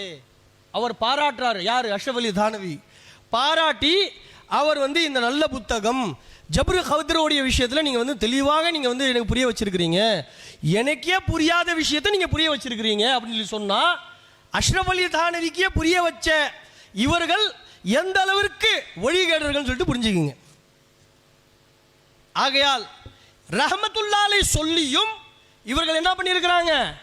தன்னுடைய தொடர்பை இந்த வழிகேடர்களுடன் நிரூபித்திருக்கிறார்கள் என்பதை மறந்துவிடக்கூடாது. அதனால்தான் நாங்கள் நூரிஷா தரீகாவினர்கள் வழிகேடர்கள் சொல்லிட்டு நம்ம வந்து சொல்றோம். அதன் பிறகு பாருங்க, இவர் கொடுத்த கிலாஃபத்துகள் எல்லாமே யாரு? நூரிஷா இருக்காரு இல்லையா, அவர் கொடுத்த கிலாஃபத்துகள் எல்லாமே தப்லீகை சார்ந்தவர்கள் தான் கொடுத்துருக்கிறாரு. ஃபைசி ஷா அவர் வந்து இங்கே பாருங்க, இதே நூரி மலரில் வந்து போட்டிருக்கிறாங்க. பக்கம் வந்து 123. அதில் சொல்கிறாங்க, இவர்களின் பேச்சின் மகிமையால் கமுதி ஐக்கியப்பட்டது, திரளாக கூடி கண்ணீர் மர்கள் சென்னைக்கு வழி அனுப்பி வைத்தனர். அந்த காலங்களில் கோட்டைக்குப்பம், நெல்லிக்குப்பம், பாண்டிச்சேரி, கடலூர், திண்டுக்கல் போன்ற தப்லீக் இஸ்திமாக்களில் பிரதான பேச்சாளராக இடம் பிடித்தார். தப்லீகுடைய கூட்டத்தில் போயிட்டு பிரதான பேச்சாளராக இடம் பிடித்தவருக்கு கிலாஃபத்து கொடுத்திருக்கிறார் நூரிஷா. இப்போ அவருக்கு இவர் தப்லீகில் இருக்கிறது தெரியாதா? தெரியும், தெரிஞ்சிருந்தோம் கொடுத்திருக்கிறார். இவர் காலம் முழுக்க அஷ்ரஃப் அலி தானவி ரஹமத்துல்லாஹி அலைஹி சொல்லிட்டு இருந்தார். ஃபைசி ஷா, ஜுஹரி ஷாவும் ரஹமத்துல்லாஹி அலைஹி சொல்லிட்டு இருந்தார். இந்த ஜமாலி ஷா அவரும் ரஹமத்துல்லாஹி அலைஹி சொல்லிட்டு இருந்தார். அஷ்ரஃப் அலி தானவி அவரெல்லாம் தேடி கண்டுபிடிச்சு அவர் கொடுத்திருக்கிறார் கிலாஃபத்தை. அப்போ இவர் யார்? அஹ்லு சுன்னத் வல் ஜமாத்தை சார்ந்தவரா? அதன் பிறகு பாருங்க, இது துர்ரே தஸவ்வுஃப் அப்படின்னு சொல்லிட்டு ஒரு கிதாபு. இதுவும் நூரிஷாவுடைய ஒரு கலீஃபா டாக்டர் சரியத் கலீலுல்லா ஷா நூரி சிஷ்தி அப்படின்ட்டு போட்டிருக்கு. அவரை பற்றி அந்த நூலுடைய அந்த அட்டை பக்கத்தில் வந்து போட்டிருக்கிறாங்க. इनका ताल्लुक दीनी मामलात में 18वें साल की उम्र से तबलीगी जमात के साथ रहा है. யாரு இந்த கலீலுல்லா ஷா நூரி என்று சொல்லக்கூடியவர், நூரி ஷாவுடைய கலீஃபா. அவரும் தன்னுடைய 18வது வயசிலிருந்து தப்லீகில் இருந்தார். அப்படி இருந்தவரை கிலாஃபத்து கொடுத்திருக்கிறார். அப்போ இவர் யார்? அஹ்லு சுன்னத் வல் ஜமாத்தை சார்ந்தவர்கள். தப்லீகுக்காரர்களுடன் நட்பு வைத்தாலே அவங்க கூட வந்து நான் பேச மாட்டாங்க, நட்பை வந்து முறிச்சிருவாங்க. அப்படி இருக்கும்போது இவர் அவரை தேடி தேடி அவரை வந்து ஹிலாஃபத்து கொடுத்திருக்கிறார்னு சொல்லி சொன்னா இது வழிகேடான சில்சிலா என்று சொல்லாமல் வேறு என்ன சொல்லுவது என்பதை நமக்கு விளக்கம் கொடுங்கள். அதன் பிறகு பாருங்க, இவங்க என்ன பண்றதுனாக்கா அவங்களுடைய குஃபரை தாங்கி பிடிப்பது. நூரிஷாவினர்கள் ஏன்பா அஷ்ரஃப் அலி தானவி இப்படி எழுதியிருக்கிறாரு, கலீல் அஹமத் அம்பேத்கர் இப்படி எழுதியிருக்கிறாரு, அவர் வந்து இப்படி எழுதியிருக்கிறார் அப்படின்னு சொல்லி சொன்னாங்க. என்ன தெரியுமா பண்ணுறது? இல்லை அவர் அந்த அர்த்தத்தில் எழுதியிருக்க மாட்டார், அவர் வேற அர்த்தத்தில் எழுதியிருப்பார். இந்த அர்த்தத்தில் நீங்கள் சொல்லக்கூடிய அர்த்தத்தில் பார்த்தாக்கா அது குஃப்ரு தான். ஆனால் அவங்க ஒரு அர்த்தத்தில் வச்சிருப்பாங்க, அந்த அர்த்தத்தில் பார்த்தீங்கன்னாக்கா அது குஃப்ரு இல்லை ஈமான் அப்படின்னு சொல்லக்கூடியவர்கள், அதை வந்து வக்காலத்து வாங்கக்கூடியவர்கள். இவர்கள் அஹ்லு சுன்னத் வல் ஜமாத்தை சார்ந்தவர்களா அல்லது வழிகேடானவர்களா என்பதை நீங்களே முடிவு செய்து கொள்ளுங்கள் சகோதரர்களே. இங்க பாருங்க, இதற்கு ஒரு வசனத்தை நான் வந்து காட்டுறேன் பாருங்க. குர்ஆன்ல வந்து அல்லாஹ் வந்து சொல்றான், குல் ஃபலிமா தக்துலூன அன்பியா அல்லாஹி மின் கப்லு இன் குன்தும் முஃமினீன். சூரா பக்ரால ஆயத் நம்பர் 91 அல்லாஹ் வந்து சொல்றான். இந்த வசனத்தில் பாருங்க, அல்லாஹ் கேட்குறான். யாரை பார்த்து கேட்குறான்? நபிகள் நாயகம் ஸல்லல்லாஹு அலைஹி வஸல்லம் அவர்களுடைய காலத்தில் இருந்தவர்களை பார்த்து அவங்கள பார்த்து கேட்குறான், நீங்கள் ஏன் அன்பியாமார்களை நபிமார்களை கொலை செய்தீர்கள் பனி இஸ்ரவேலர்களே அப்படின்னு சொல்லிட்டு அல்லாஹ் பார்த்து கேட்குறான். நீங்கள் ஈமான் கொண்ட நிலையில் அவர்களை ஏன் கொன்றீர்கள் அப்படின்னு சொல்லிட்டு அல்லாஹ் வந்து கேட்குறான் சூரா பக்ரால. அது ரெண்டு இடங்கள்ல குர்ஆன்ல வந்து 2 இடங்கள்ல இந்த மாதிரி வசனம் வந்து வருது. இப்போ இதுக்கு ஷரா செய்யக்கூடியவர்கள் என்ன தெரியுமா சொல்றாங்க? அந்த காலத்தில் இருக்கக்கூடியவர்கள், அந்த பனி இஸ்ரவேலை சார்ந்தவர்கள், யஹூதிகள், யூதர்கள், அவர்கள் எந்த நபிமார்களையும் கொல்லவில்லையே, அந்த யார்களையும் கொல்லவில்லையே. அப்படி இருக்கும்போது அல்லாஹ் அவர்களை பார்த்து கேட்கக்கூடிய நோக்கம் என்னன்னு சொல்லிட்டு சொல்லும்போது தஃப்சீர் ஜலாலைன்ல என்ன தெரியுமா சொல்றாங்க? அவங்க கொலை செய்யல, கொலை செய்தவர்களை ஆதரித்தார்கள். கொலை செய்தவர்களை ஆதரித்தாலும் கொலை செய்யக்கூடியவர்களில் அவர்களும் பங்கு பெற்றவர்கள் ஆவார்கள். அப்போ இந்த குஃப்ரியத்தான வழிகேடான விஷயங்களை எழுதிய வழிகேடர்களான இந்த வஹாபிய தியோபந்திகள், தப்லீக்காரர்கள் அவர்களை வக்காலத்து வாங்கும், அவர்களுடைய இவாரத்துக்கு அதாவது வியாக்கியானங்கள் கொடுக்கக்கூடிய இவர்கள் வந்து அஹ்லு சுன்னத் வல் ஜமாத்தை சார்ந்தவர்களாக எப்படி இருக்க முடியும்? நிச்சயமாக இவர்கள் வழிகேடர்கள் என்பதில் எந்தவித சந்தேகமும் இல்லை என்பதை விளங்கிக் கொள்ள வேண்டும் சகோதரர்களே. அதன் பிறகு பாருங்க, இதே போன்று இவங்க என்ன தெரியுமா பண்ணிக்கிட்டு இருந்தாங்க? இல்லை எங்களுக்கும் அவங்களுக்கும் தொடர்பு கிடையாது, இவங்க வந்து பொய் சொல்கிறாங்க. யாரை பார்க்குறாங்களோ அவங்களுக்கு ஏற்ற மாதிரி வந்து பதில் கொடுக்கறது. ஒருவர் வந்து தப்லீகுக்கு வந்து எதிர்ப்பாளியாக இருந்தாக்கா, இல்லை நாங்கள்லாம் தப்லீகுக்கு வந்து ஆதரவு கிடையாது, அப்படியெல்லாம் கிடையாது, இவங்க வந்து பொய் சொல்கிறாங்க, நம்ம மேலே இட்டு கட்டுறாங்க. இல்லை ஒருத்தர் வந்து சஹாபாக்களை நேசிக்கக்கூடியவராக இருந்தாக்கா அவரை கிட்ட வந்து இங்கே பாருங்கள், அந்த காலத்தில் வந்து யசீதியே வந்து காஃபிர்னு சொன்னாங்க, ஆனால் வந்து இமாமே ஆசம் அபு ஹனீஃபா ரஹ்மத்துல்லாஹி அவங்க வந்து அவங்க வந்து காஃபிர்னு சொல்லலை. அதாவது ஆட்களை பார்த்து இவங்களுடைய பதில்கள் வந்து அமைந்திருக்கும். அப்படிப்பட்ட ஒரு விஷயத்தில் தான் நம்ம திருவல்லிக்கேணியில் இருக்கக்கூடிய இவங்களுடைய ஒரு சில்சிலா, ஆமீர் கலிமி என்று சொல்லக்கூடிய ஆமீரி சில்சிலா, அவருடைய ஒரு கூட்டம் அங்கே ஒரு பள்ளி இருந்தது. அந்த பள்ளியில் இருக்கக்கூடிய ஒரு கூட்டம் வந்து அங்கே நடைபெற்றது. அந்த கூட்டத்தில் இந்த நூரிஷாவுடைய மகன் அஸ்ராருல்லா ஜீலானின்னு சொல்லக்கூடியவர் அவர் வந்திருந்தார். அங்கே அதில் ஆமீர் கலிமி ஷா அவர்களுடைய மகனும் அதில் வந்து கலந்து கொண்டார். அப்போ அந்த கூட்டத்தில் அவர் சொல்றாரு, யார் அஷ்ரஃப் அலி தானவியை ஏற்றுக்கொள்ளவில்லையோ அவரை நாங்கள் அஹ்லுஸ் சுன்னத் வல் ஜமாத்தாவை ஏற்றுக்கொள்ளலைன்னு சொல்லி சொல்றார். அதை பார்த்து ஆச்சரியப்பட்டு போனோம். அப்போல்லாம் நம்மளுக்கு தெரியாது இவங்கெல்லாம் வந்து அஷ்ரஃப் அலி தானவியை சப்போர்ட் பண்ணக்கூடியவர்கள் சொல்லிட்டு கேட்டுட்டு ஆச்சரியப்பட்டுட்டோம். என்னடா சொல்றாரு இவர் அப்படின்னு சொல்லிட்டு. அதன் பிறகு நம்ம என்ன பண்ணோம்னாக்கா இந்த விஷயத்தை சொன்னோம். இப்போ ஒரு 2 வருஷத்துக்கு முன்னாடி இந்த சுல்தான் பாகவி கூட வந்து விவாதங்கள் நடந்து கொண்டு இருக்கும்போது இந்த விஷயம் வந்து அங்கே சொன்னோம்.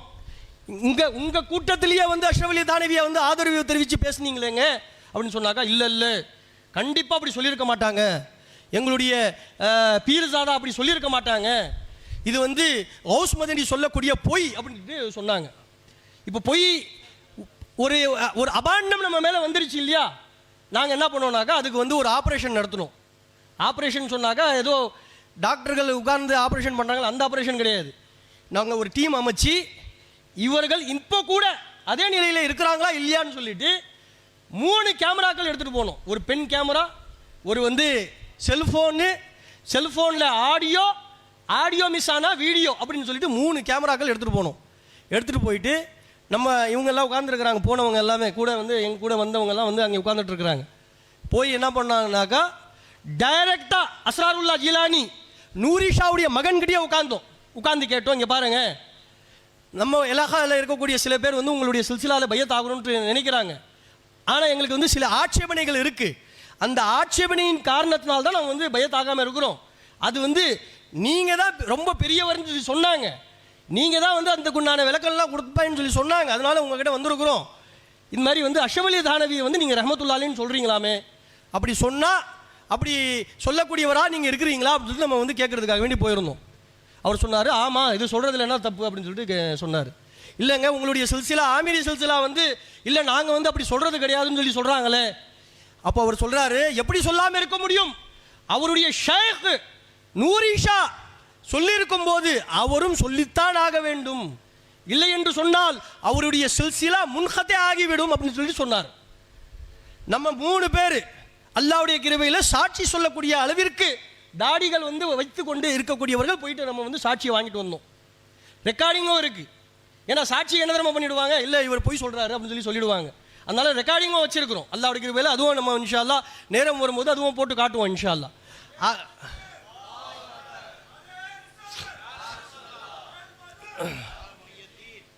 3 மணி நேரம் பேசணுங்க, 3 மணி நேரம்.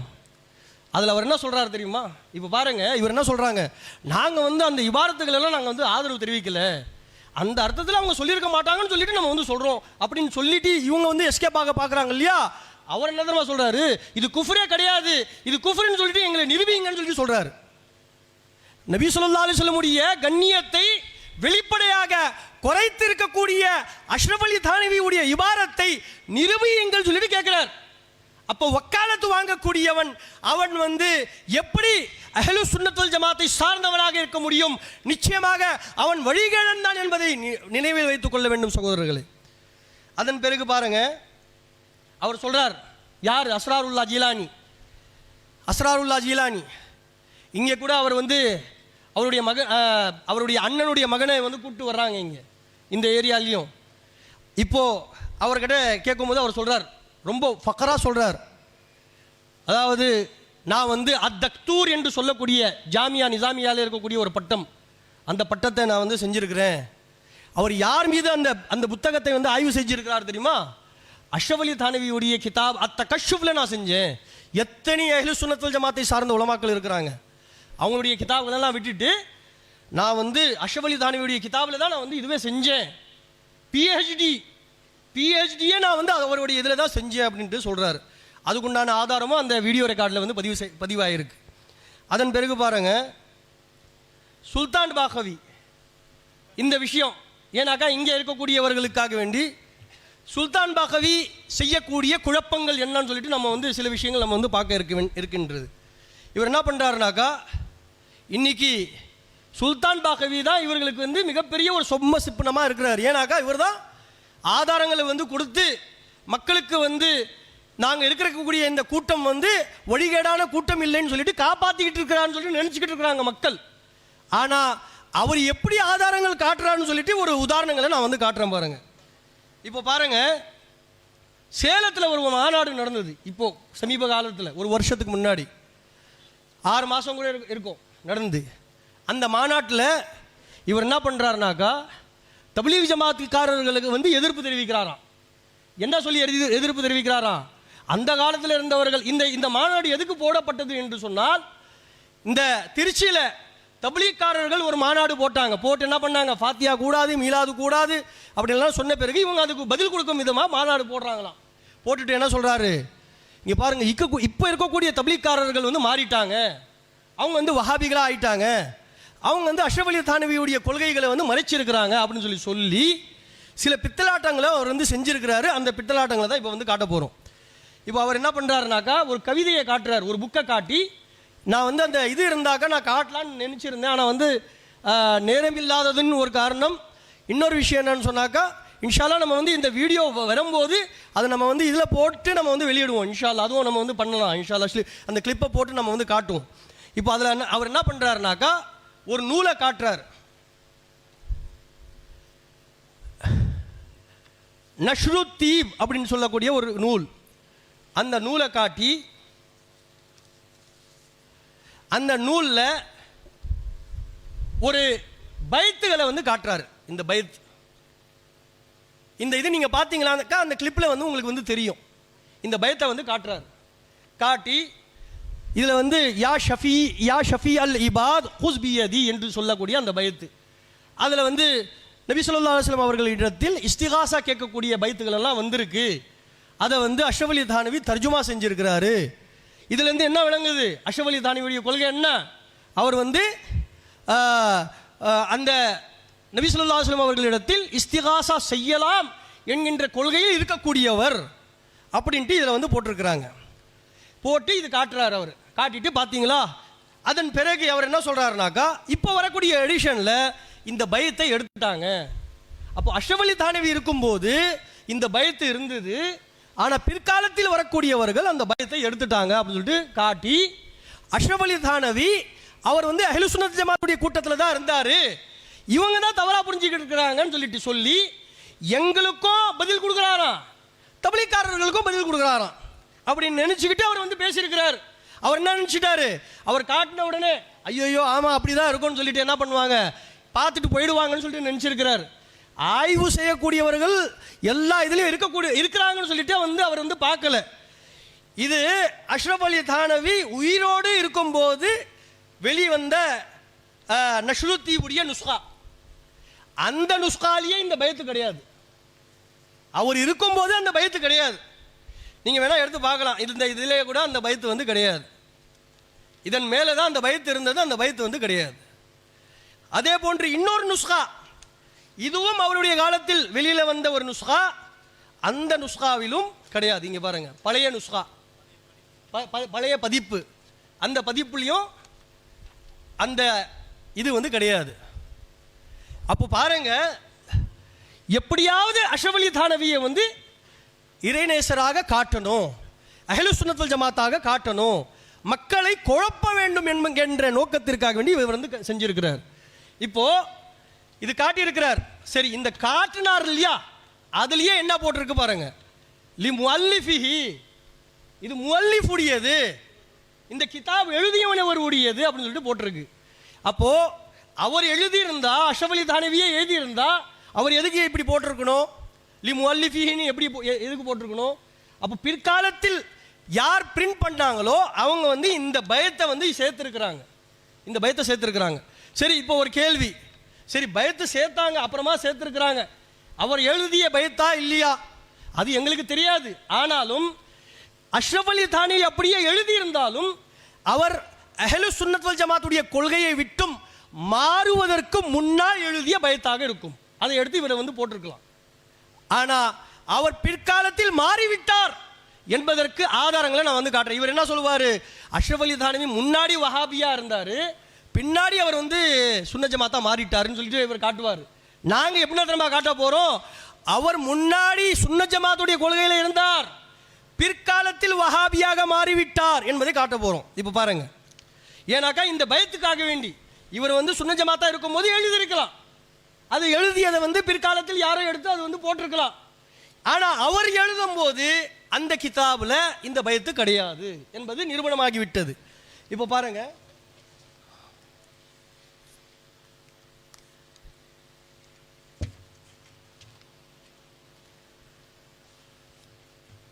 முதல் ஆதாரம் அந்த 200 வருட இறைநேச செல்வர்கள். இப்போ பாருங்க, இது 200 வருட இறைநேச செல்வர்கள். ஜி ஆமா, எழுதியவர் யார்? கமாலுத்தீன் பாகவி. சுல்தான் பாகவி யாரை போற்றி புகழ்கின்றாரோ அந்த கமாலுத்தீன் பாகவி எழுதியது, அதாவது தமிழாக்கம் செய்தது. அந்த நூலில் பாருங்க, மீலாதுன்னு சொல்லிட்டு ஒரு தலைப்பு போட்டிருக்கிறாங்க. மீலாதுன்னு சொல்லிட்டு ஒரு தலைப்பு போட்டிருக்கிறாங்க. அந்த தலைப்பில் என்ன சொல்றாங்கன்னா, ஹஜரத் ஹாஜி இம்தாதுல்லா முஹாஜிரே மக்கி அவர்கள் மௌலூது ஓதுவது சரி என்று கூறி வந்தார்கள். மௌலூது ஓதுவது சரி என்று கூறி வந்தார்கள். அது சரிதான் என்று ஏற்றுக்கொண்டு இருந்தார்கள். யாரு? ஷேக். யாருக்கெல்லாம் ஷேக்? ரஷீத் அஹமத் கங்கோஹி, கலீல் அஹமத் அம்பேட்வி, காசிம் நானோத்வி, அஷ்ரஃப் அலி தானவி, இவர்கள்லாம் ஷேக். ஹாஜி இம்தாதுல்லா முஹாஜிரே மக்கி அவங்க மௌலூது ஓதுவது சரி, அது சரிதான் என்று ஏற்றுக்கொண்டிருந்தார்கள். அதையொட்டியே சில காரணங்களை கருதி ஹஜரத் தானிவி அவர்களும் கான்பூரில் இருந்த ஆரம்ப காலத்தில் இதனை ஏற்றுக்கொண்டிருந்தார்கள். ஆரம்ப காலத்தில் அவர் ஏற்றுக்கொண்டிருந்தார். பிற்காலத்தில் பாருங்க, எனவே ஹஜரத் கங்கோஹி அவர்கள் அதற்கு மறுமொழியாக எழுதினார்கள். அவர் என்ன பண்ணியிருக்கிறாரு? அஷ்ரஃப் அலி தானவிக்கு அவர் புரிய வைத்தார். புரிய வச்சு என்ன பண்ணுறாரு? பின்காலத்தில் தன்னுடைய ஷேக் இறந்த பிறகு, ரஷீத் அஹமத் கங்கோஹியுடைய தொடர்பில் ஏற்பட்ட பிறகு அஷ்ரஃப் அலி தானவி மாறிவிட்டார்.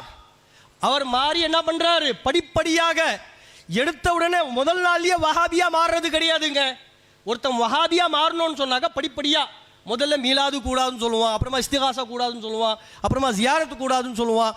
இதே மாதிரி முழுமையான ஒரு வஹாபியாக மாறிடுவார். இதே போன்றுதான் அஷ்ரஃப் அலி தானவியும் படிப்படியாக நபி ஸல்லல்லாஹு அலைஹி வஸல்லம் இல்முல் கைபை மறுத்தார், நபி ஸல்லல்லாஹு அலைஹி வஸல்லம் மீலாதை மறுத்தார். இதே போன்று மறுத்து அவர் முழு வஹாபியாக மாறிவிட்டார் என்பதற்கு இந்த நூலே சாட்சியாக இருக்கின்றது. பிற்காலத்தில் அவர் மாறிவிட்டார். சரி, ஆமாம். இப்போ பாருங்க, இதில் இந்த இது மட்டுமல்ல, ஹாஜி சாஹிபின் கிதாபான ஹஃப்த் மசலா இவர்களின் கையில் கிடைத்த போது அதை எரித்து விட்டார்கள். ஹஃப்த் மசலான்னு நான் என்ன தெரியுமா? இவர் தமிழாக்கம் பண்ணி வெளியிட்டார் தெரியுமா? நடுநிலை பேணுவீர். பேர்லிய குழப்பம், பேர்லிய வழிகேடு எப்படின்னு கேட்பீங்க. வெளியிட்டது தமிழாக்கம் பண்ணி வெளியிட்டது சுல்தான் பாகவி, நூரிஷா தரிகாவினர்கள் வெளியிட்டது. இப்போ பாருங்க, ஆமா, இப்போ அதில் அவர் என்ன தெரியுமா பண்றாரு? பேர்லிய குழப்பம். ஷேக் என்ன எழுதுறாரு? ஹாஜி இம்தாதுல்லா சாஹிப் ஃபைஸ்லா. ஃபைஸ்லான்னா என்னங்க அர்த்தம்? தீர்ப்பு. 7 மஸ்லாக்களுடைய தீர்ப்பு. ஷேக் சொல்றாரு தீர்ப்பு கொடுத்துட்டேன்னு சொல்றாரு. இவர் என்ன பண்றாரு? 2 பேரையும் ஒன்னாக்கி வைக்கிறாராம். என்ன பண்ணி வைக்கிறாராம்? ஒன்னாக்கி வைக்கிறாராம். நடுநிலை பேணுவீர் அப்படின்னு சொல்லி இவர் வெளியிடுறாரு. நடுநிலை பேணுவீர். சரி, இந்த நடுநிலை பேணுவீர்னு சொல்லி சொன்ன யார இவர் வக்காலத்து வாங்குறாரோ, ரஷீத் அஹமத் கங்கோஹி அவரெல்லாம் ரஹமத்துல்லாஹி அலைஹி போட்டிருக்கிறார் இந்த புத்தகத்தில். இப்போ பாருங்க, அவர் அந்த ரஷீத் அஹமத் கங்கோஹி என்ன பண்ணார்? தன்னுடைய ஷேக்குடைய நூலுக்கு என்ன பண்ணார் பாருங்க. இது மட்டுமல்ல, ஹஜரத் ஹாஜி சாஹிபின் கிதாபான ஹஃப்த் மசலா இவர்களின் கையில் கிடைத்த போது அதை எரித்து விட்டார்கள். யார் எரித்தது? ரஷீத் அஹமத் கங்கோஹி எரித்து விட்டார். யார் அவரு? ஹாஜி இம்தாதுல்லா முஹாஜிரே மக்கியுடைய முரீது. தன்னுடைய ஷேக்குடைய கிதாபை எரிக்கக்கூடிய அளவிற்கு தன்னுடைய கொள்கையில் கொடுமைக்காரர்கள் இந்த வஹாபிகள் என்பதை புரிந்து கொள்ள வேண்டும். யாராவது தன்னுடைய ஷேக்குடைய நூலை எரிப்பானா? சரிங்க, இல்லைங்க, அதில் இருக்கட்டும், ஒரு பக்கம் இருக்கட்டும்ங்கன்னு சொல்லிட்டு மூலையில் வச்சிருக்கலாம் இல்லையா? அது எரிச்சாங்கன்னு சொல்லி சொன்னா அப்ப எந்த அளவிற்கு தீவிரமாக இருந்திருக்கிறார்கள் மீலாது கூடாது என்பதற்காக வேண்டி. அப்படிப்பட்ட ரஷீத் அஹமத் கங்கோஹியுடன் தொடர்பில் ஏற்பட்ட பிறகு அவர் வஹாபியாக மாறிவிட்டார் என்பதை அஷ்ரஃப் அலி தானவியே சொல்றார். பாருங்க, இங்க இருக்கு இந்த கிதாப் ஹிகாயாத்தே அவுலியா உர்ஃப் அர்வாஹே சலாசா அப்படின்ட்டு சொல்லக்கூடிய ஒரு நூல். இந்த நூலில் பக்கம் வந்து 296. அதில் வந்து ஒருத்தர் கேட்குறார், मौलवी अशरफ अली थानवी इस रोज़ रुखसत होने वाले थे.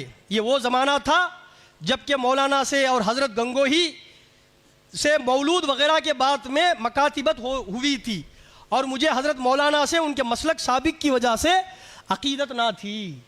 அஷ்ரஃப் அலி தானவியின் மீது எனக்கு அந்த அளவுக்கு பிரியம் இல்லாமல் இருந்தது. யார் சொல்கிறாரு? ரஷீத் அஹமத் கங்கோஹி உடைய ஒரு முரீது சொல்கிறார், அவர் மீது எனக்கு பிரியம் இல்லை. ஏன்னாக்கா அவர் வந்து முற்காலத்தில் அவர் வந்து மீலாது கூடும்னு சொல்லிட்டு விவாதம் செஞ்சுக்கிட்டு இருந்தார். அவர் செஞ்சவர் தான், பிற்காலத்தில் மாறிவிட்டார். இதற்கு சாட்சி அஷ்ரஃப் அலி தானவியே அவருடைய நூல்லையே அவர் வந்து எழுதியிருக்கிறார். அவர் சொல்கிறார், அப்போ வந்து அந்த முரீது சொல்கிறார், எனக்கு அந்த அளவிற்கு அவர் மீது இது இல்லை. அதனால நான் இவர்கிட்ட கேட்டேன், கங்கோஹி கிட்ட கேட்டேன், ஹதரத் கியா அவர்களுடன் எப்படி நீங்கள் வந்து இந்த அளவுக்கு நல்ல முறையில் நீங்கள் வந்து இது பண்ணுறீங்க, அவர் வந்து மாறிவிட்டாரா அப்படின்ட்டு கேட்குறாரு. அப்போது கங்கோஹி சொல்கிறார், अमीर शाह इब्तिदा से इस वक्त तक जिस कदर ज़रूर दीन को सूफिया से पहुँचा है, यहाँ इंगे பாருங்க, मौलवी अशरफ अली थानवी साहब अच्छे हो गए. அவர் நல்லா ஆயிட்டாரா? அவர் வந்து இந்த மீலாதுடைய விஷயத்தில் வந்து உங்களுடைய கொள்கைக்கு மாறிவிட்டாரா அப்படின்ட்டு கேட்குறார். அவர் சொல்கிறாரு, அச்சே ஹோகே, நிச்சயமாக அவர் வந்து நல்லவராக மாறிவிட்டாரா, உங்களுடைய கொள்கைக்கு வந்து விட்டாரா? பில்குல் அச்சே ஹோகே, நல்லா ஆயிட்டார் அவர். இப்போ வந்து நான் என்ன சொல்கிறேனோ அதுதான் அவரும் சொல்கிறாரு அப்படின்னு சொல்லிட்டு சொல்கிறார். அப்போது அஷ்ரஃப் அலி தானவி அவர் சொன்ன அந்த விஷயம் அவருடைய கிதாப்லேயே இருக்குது.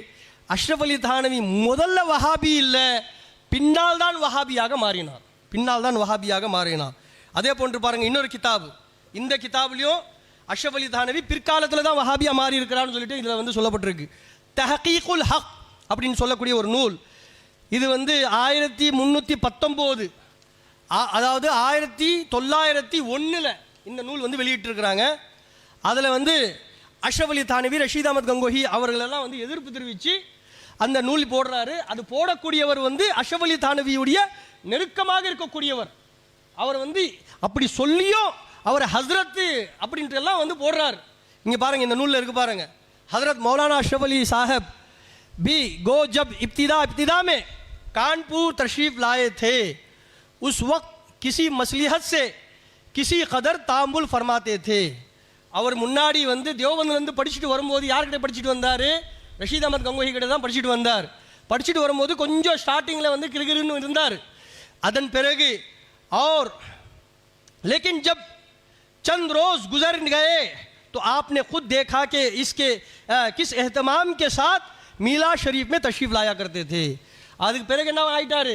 மீலாதில் வரக்கூடியவராக, மீலாதை கொண்டாடக்கூடியவராக அவர் வந்து மாறிட்டார் அப்படின்ட்டு அதில் சொல்கிறாங்க. அதன் பிறகு பாருங்க, और किस खूबी और खुश लिहानी से वक्त ज़िक्र विलादत के क़ियाम फरमाकर कसाइद वगैरह करते थे.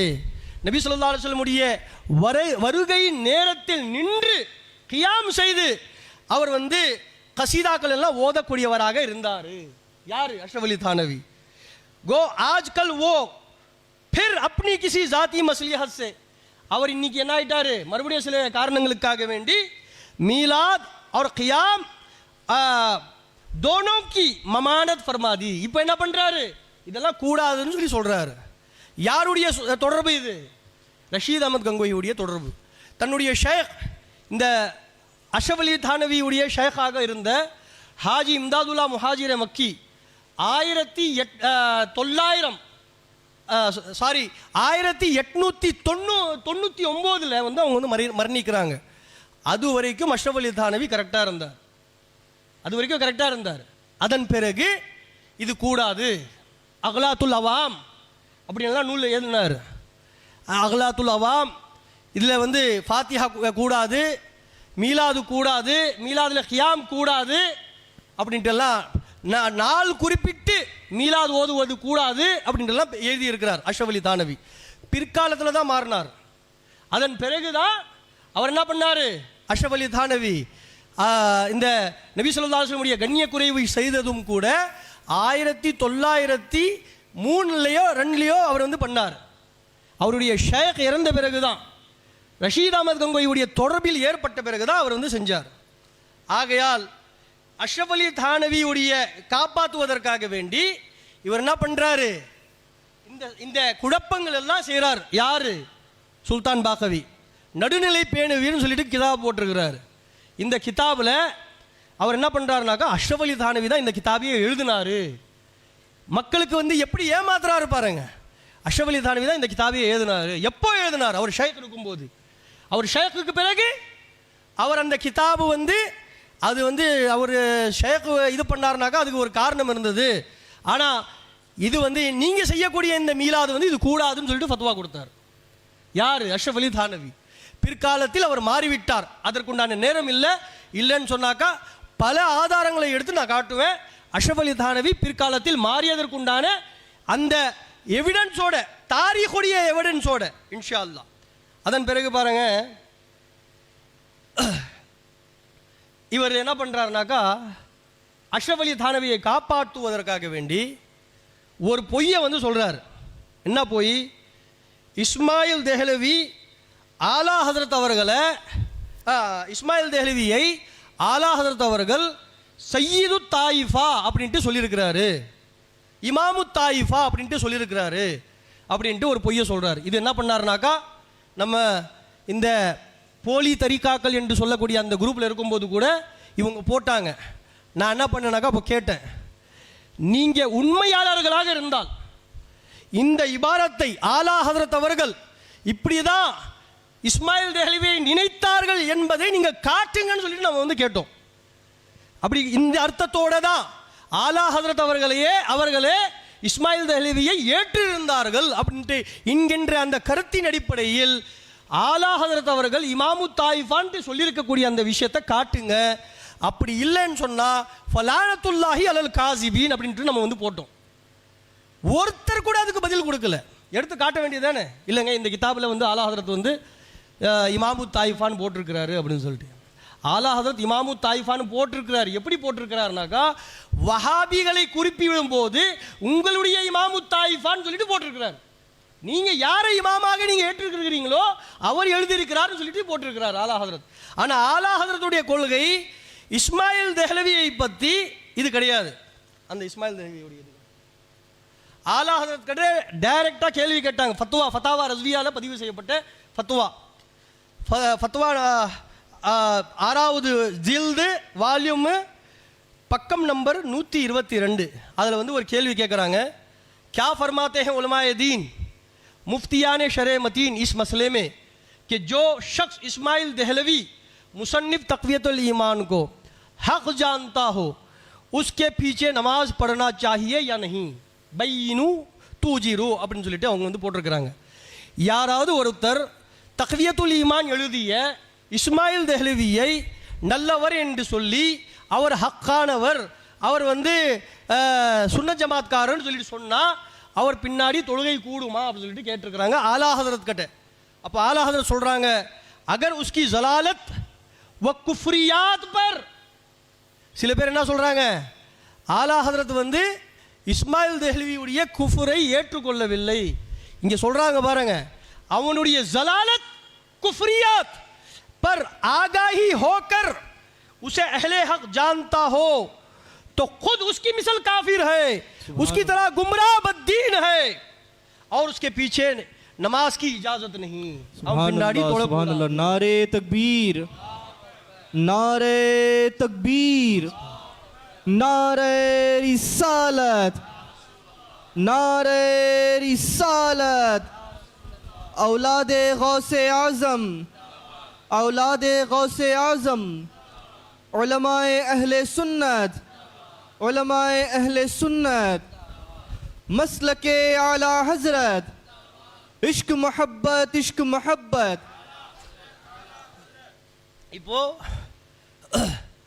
இப்போ சொல்றாங்க आला हजरत, और अगर आगा नहीं तो उसे उसके अक़वाल ज़ाल्ला दिखाए जाएं. அவனுக்கு தெரியாம அவன் சப்போர்ட் பண்றானாக்கா அவனை எடுத்து காட்டுங்க. காட்டியும் அவன் ஏற்றுக்கொள்ளலைன்னு சொல்லி சொன்னா அவன் பின்னாடி தொழக்கூடாது. அவனுக்கு தெரியாம இருக்கு, அப்போ அது பிரச்சனை இல்லை. ஏன்னாக்க தெரியாம இருக்கிறது ஒரு இது கிடையாது, அது ஒரு உசுர். அந்த உசுரின் காரணத்தினால் அவரை நம்ம இது பண்ண மாட்டோம். ஆனா அவருக்கு தெரியலங்கிற போது நாங்கள் எடுத்து காட்டுவோம். இப்போ இந்த நூரிஷா தரிகாவினர்களுக்கு இஸ்மாயில் தெஹ்லவியை பற்றி தெரியாமல் இருந்திருந்தாக்கா நாம் அவங்கள வழிகேடுன்னு சொல்லியிருக்க மாட்டோம். நாங்கள் எடுத்து காட்டி கூட இல்லை அவர் அந்த அர்த்தத்தில் சொல்லலை, இந்த அர்த்தத்தில் சொல்லலைன்னு சொல்லிட்டு நம்மளுடைய முன்னோர்கள் தக்ஃபீர் செய்த அந்த இவாரத்துகளை இவர்கள் வக்காலத்து வாங்கக்கூடிய விஷயமாக இருப்பதால் தான் இவர்கள் வழிகேடர்கள் சொல்லிட்டு நம்ம சொல்கிறோம். அப்போ ஒரு இடத்துல இல்லைங்க, பல இங்கே பாருங்க, இது ஃபுல்லாக நான் எடுத்து வந்திருக்கேன். ஆலா ஹதரத் அவரை இவர்களுடைய இமாமு தாயிஃபா, இவர்களுடைய இமாமு தாயிஃபா அப்படின்னு தான் சொல்லியிருக்கிறார். எங்கேயோ என்னுடைய இமாமு தாயிஃபான்ட்டு ஆலா ஹதரத் சொல்லலை. இது இவர் என்ன பண்ணுறாருனாக்கா மக்களுக்கு ஏமாற்றுவதற்காக வேண்டி இவர் எடுத்து காட்டக்கூடிய ஒரு விஷயமாக இதற்கு இருக்கின்றது இஸ்மாயில் தெஹ்லவியுடைய விஷயம். இப்போது அடுத்த ஒரு விஷயம் பாருங்கள், ஆலா ஹதரத் அவர்கள் இஸ்மாயில் தெஹ்லவியுடைய விஷயத்தில் காஃபிர்னு ஃபத்வா கொடுக்கலையே, அப்போ நாங்களும் அஷ்ரஃப் அலி தானவியுடைய விஷயத்தில் காஃபிர்னு ஃபத்வா கொடுக்கலாமல் இருந்தால் இதில் என்னங்க தப்பு இருக்குது அப்படின்னு சொல்லிட்டு சில பேர் கேட்குறாங்க.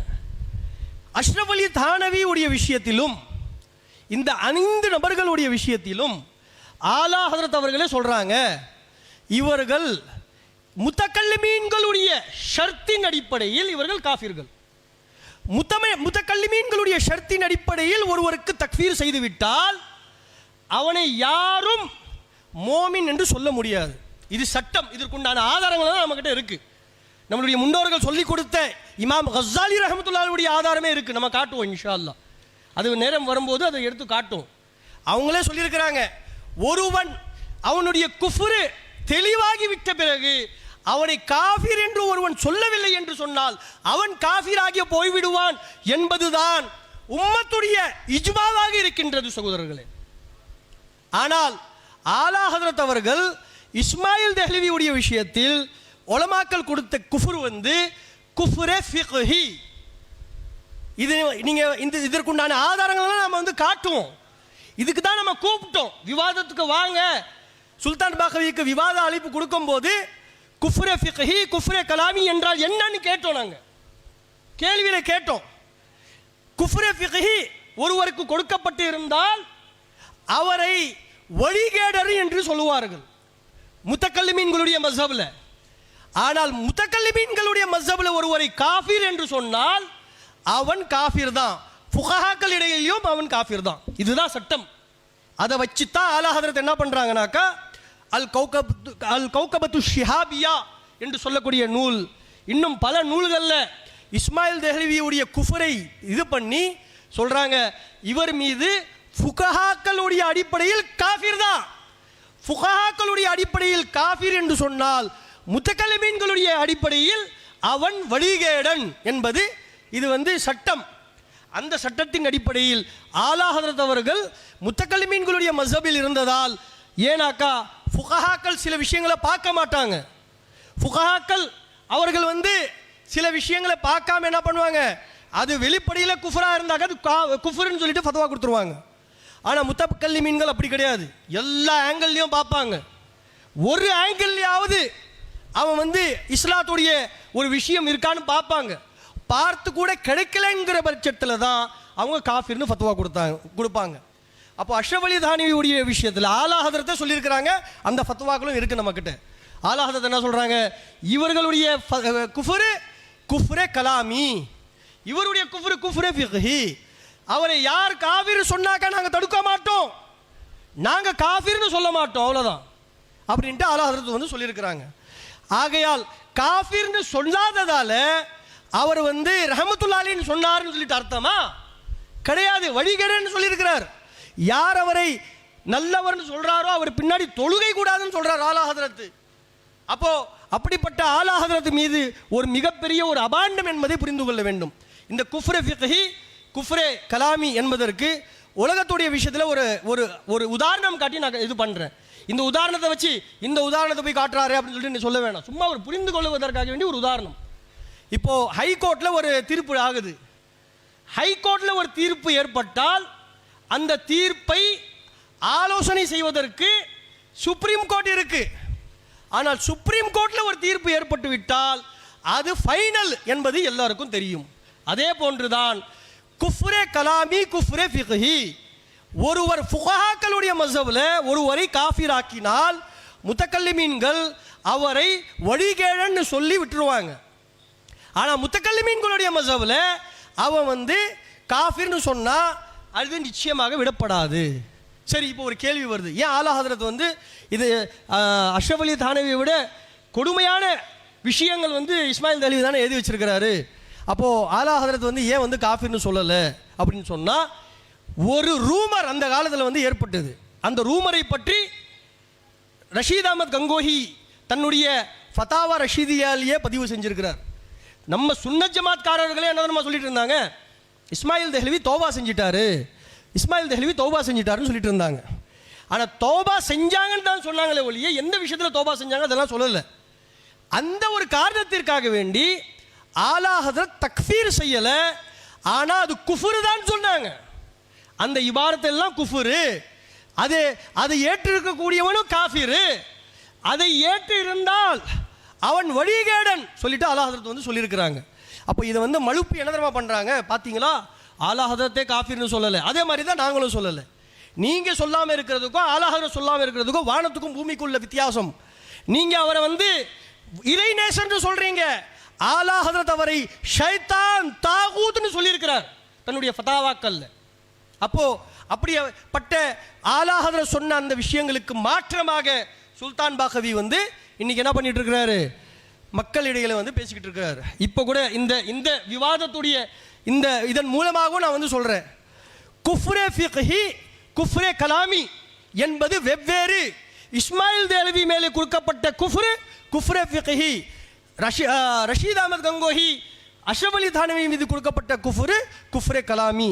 இந்த விஷயமாக தெளிவு வேண்டும் என்று சொன்னால் அந்த எல்லா ஆதாரத்தையும் வைத்து நம்ம பேசுறதுக்கு தயாராக இருக்கிறோம் இன்ஷா அல்லாஹ். இது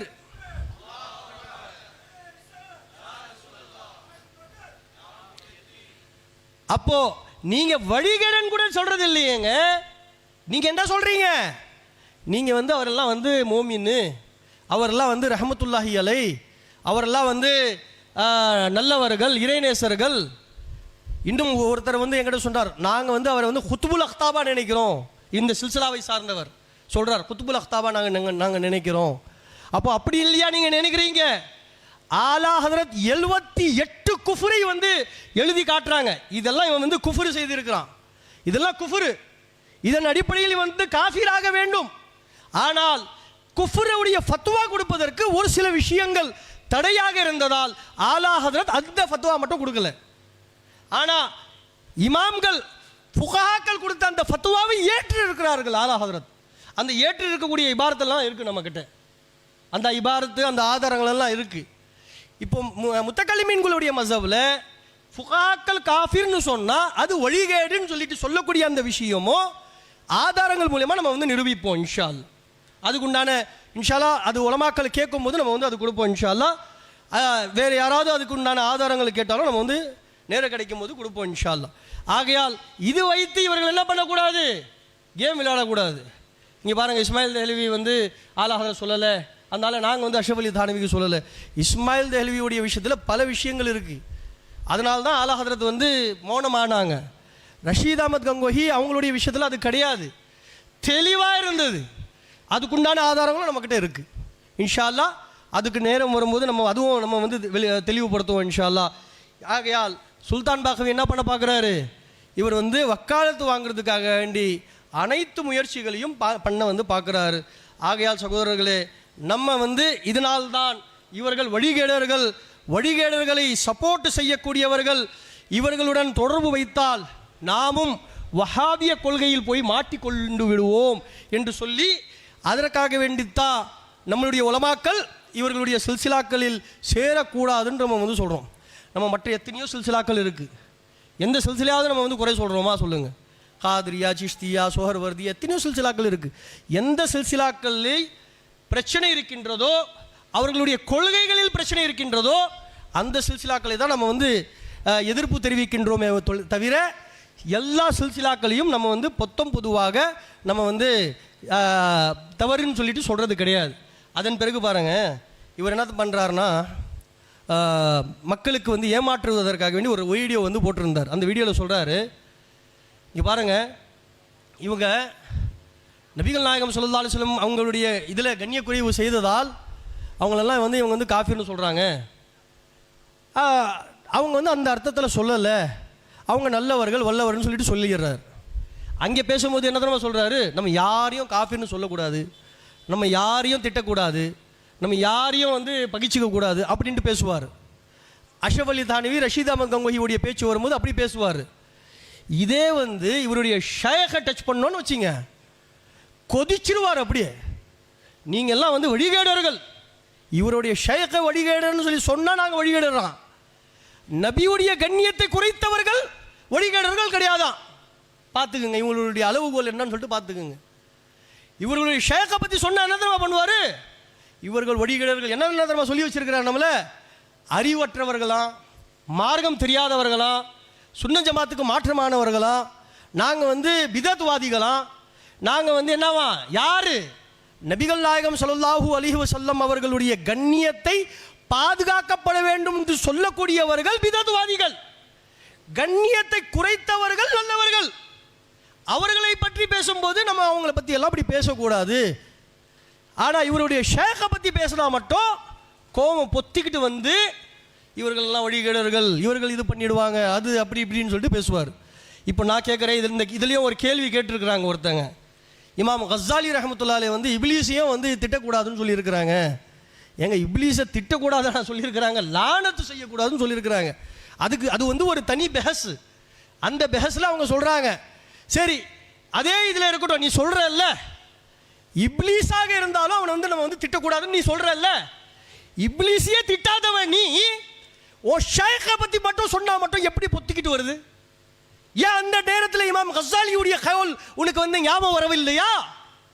அப்போ உன் ஷேக்குக்கு ஒரு நிலை, நபிகள் நாயகம் ஸல்லல்லாஹு அலைஹி வஸல்லம் அவர்களுக்கு ஒரு நிலை. அப்போ பார்த்துக்குங்க இவங்களுடைய ஷேக்கை எந்த அளவுக்கு வச்சிருக்கிறாங்கன்னு சொல்லிட்டு பார்த்துங்க, நீங்கள் தான் பார்த்துக்கணும்.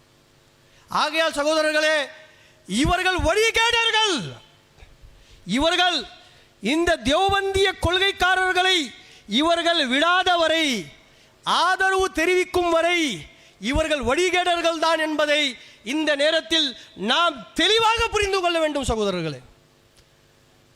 ஆகையால் சில கேள்விகள் இங்கே கேட்டிருக்கிறாங்க. அந்த கேள்விகளுக்கு பதில் நான் ஏற்கனவே கொடுத்துருந்தாக்க நான் கொடுத்துட்டேன்னு நான் சொல்லிவிடுவேன். அப்படி கொடுக்காம இருந்தாக்கா அதுக்கு மட்டும் நான் பதில் கொடுக்குறேன் பாருங்க. எனக்கு ஒரு சந்தேகம் உள்ளது. நபிகள் நாயகம் ஸல்லல்லாஹு அலைஹி வஸல்லம் அவர்கள் 72 கூட்டம் உன் உம்மத்தில் வழிகேடு என்று சொன்னார்கள். என் உம்மத்தில் என்றால் அந்த கூட்டமும் முஸ்லிம்கள் தானே, நீங்கள் ஏன் அவர்களை காஃபிர் என்று சொல்கிறீர்கள்? அவர்களை காஃபிர் என்று சொல்லாதவர்களையும் நீங்கள் காஃபிர் என்று ஃபத்வா கொடுக்கிறீர்களே, அதற்கு என்ன ஆதாரம் அப்படின்னு சொல்லிட்டு சொல்கிறாங்க. இப்போ பாருங்கள், நபி ஸல்லல்லாஹு அலைஹி வஸல்லம் வந்து 73 பிரிவுகளாக பிரிவாங்கன்னு சொன்னாங்க தெரியுமா? எப்படியெல்லாம் யோசிக்கிறாங்க பாருங்கள். அப்போ குலாம் அஹ்மத் காதியானி என்ன சொல்லுவீங்க? குலாம் அஹ்மத் காதியானி இருக்கிறான், அவனை இந்த 72 கூட்டத்தில் சேர்ப்பீங்களா? இல்லை இல்லை இல்லை அவங்களையும் நாங்கள் காஃபிர்னு சொல்ல மாட்டோம்னு சொல்லுவீங்களா? முதல் விஷயம். சரி, ஷியாக்கள் என்ன சொல்லுவீங்க? ஷியாக்கள் என்ன சொல்லுவீங்க?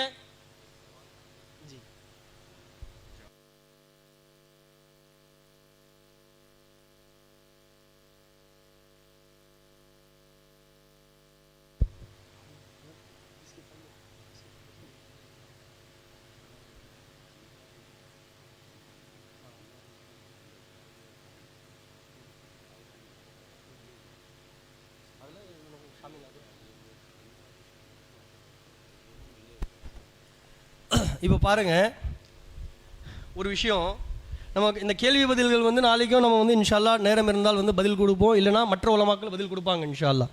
ஒரே ஒரு விஷயத்தை சொல்லி நான் வந்து முடிச்சிடுறேன், ஏன்னா நேரமும் இல்லை.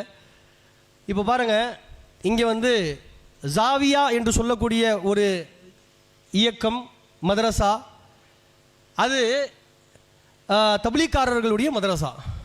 வஹாபிகளுடைய மதரசா. சூஃபி நாயகத்துடைய காலத்திலேயே இதுக்கும் அவங்களுக்கும் வந்து சண்டை நடந்திருக்கு. அவங்க வந்து இது வந்து வஹாபிகளுடைய மதரசான்னு சொல்லியிருக்கிறாங்க சூஃபி நாயகம் அவர்களே.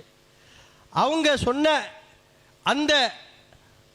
இந்த தப்லீக்காரர்களுடைய மதரசால அன்வாரி ஷா யாரு?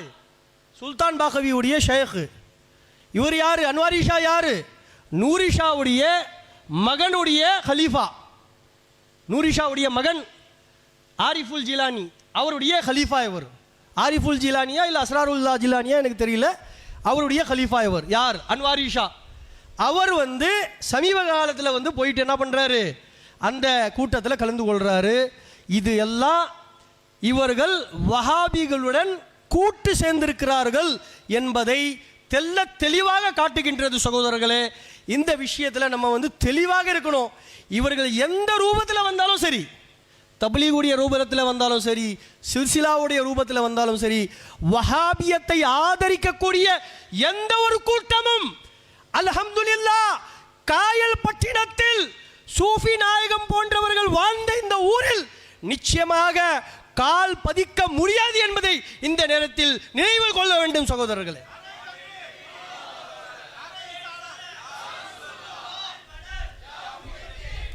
இத்துடன் என்னுடைய உரையை முடித்துக் கொள்கின்றேன்.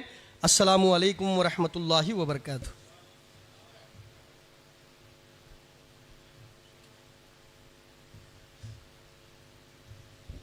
பெரியவர்களே, நேரம் அதிகமாகிவிட்டது. ஒரு வஹாபியத்தை அக்கு வேறு ஆணி வேறாக இதைவிட மேலாக கிழிக்க முடியுமான்னு தெரியல. அதை பற்றியெல்லாம் நாளை பேசலாம். அது வெறும் சலாம் பைத்துவதி ஹசரத் அவர்கள் ஃபாத்தியா துவாவோடு सलाम भाई दोदी नहीं सो कोई सलाम पढ़ लेते दो चार बंद पढ़ लीजिए. वो है फैसले हम मसला मंगाया था.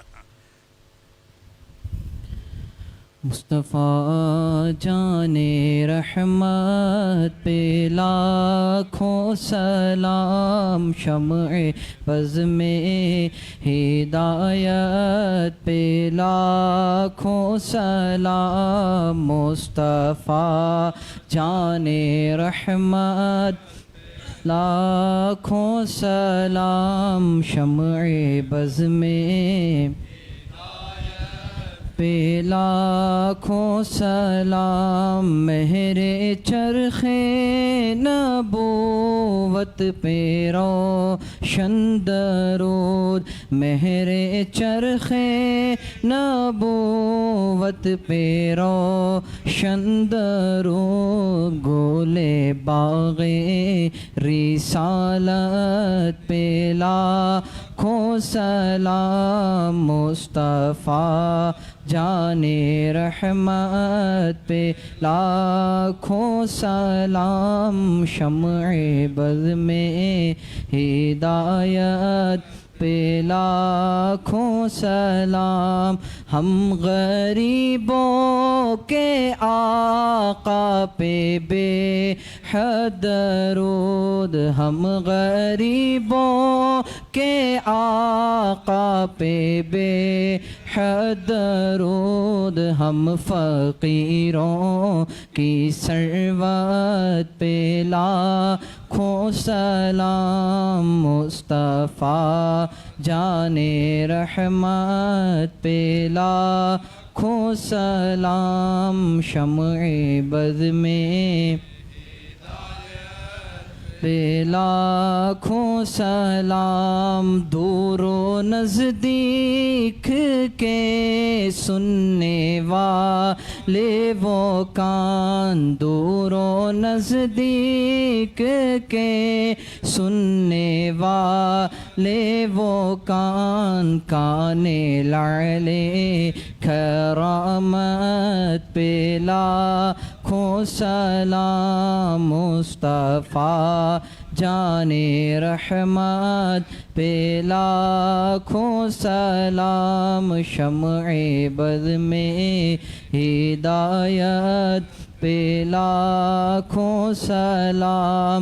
गौसो ख्वाजा रज़ा حمیدو مصطفیٰ پنجے گنجے ولایت پہ لاکھوں سلام فاتح مہاراشٹر کرناٹک کو مدراس فاتح مہاراشٹر کرناٹک او مدراس اس فقی مجیب اشرف پہ لاکھوں سلام مصطفیٰ جان رحمت پہ لاکھوں سلام شمع بد میں ہدایت پہ لاکھوں سلام شیخ نجدی کا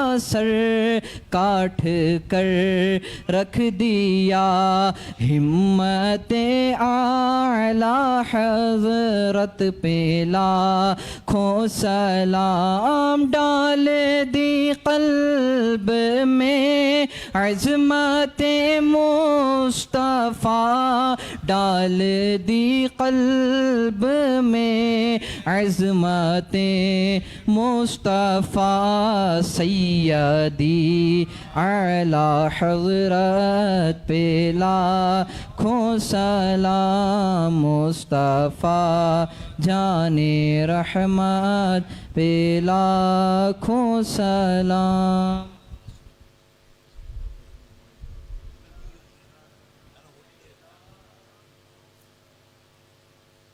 الفاتحة.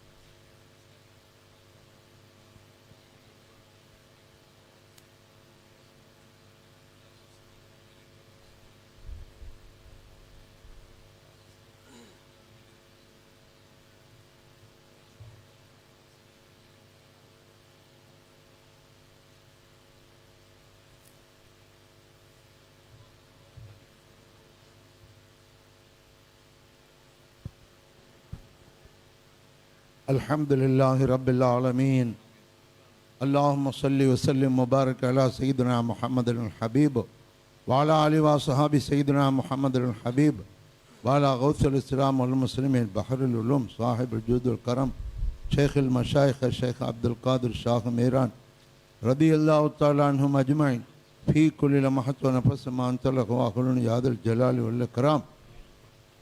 اللهم يا حي يا قيوم إنا نسألك أن تطبل حياتنا وحياة أزواجنا وأولادنا في الأعمال الصالحات وجعلنا وإياهم من عبادك الصالحين الذاكرين الشاكرين ولا تجعلنا من عبادك الغافلين. اللهم اجعلنا وإياهم من عقائد أهل السنة الجماعة يا أرحم الراحمين. اللهم اجعل جمعنا هذا جمعا مرحوما واجعل تفرقنا من بعده تفرقا معصوما. اللهم ربنا آتنا في الدنيا حسنة وفي الآخرة حسنة وقنا عذاب النار. رب ارحمهما كما ربياني صغيرا. يا ربي بالمصطفى بلغ مقاصدنا واسمح لنا ما مضى يا واسع الكرم. وصلى الله تعالى وسلم على خير خلقه سيدنا محمد وآله وصحبه أجمعين. سبحان ربك رب العزة عما يصفون وسلام على المرسلين والحمد لله رب العالمين.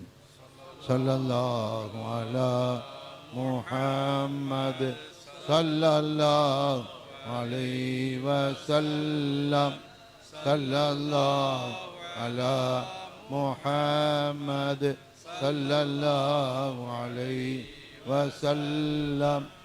صلى الله على محمد يا ربي صل وسلم.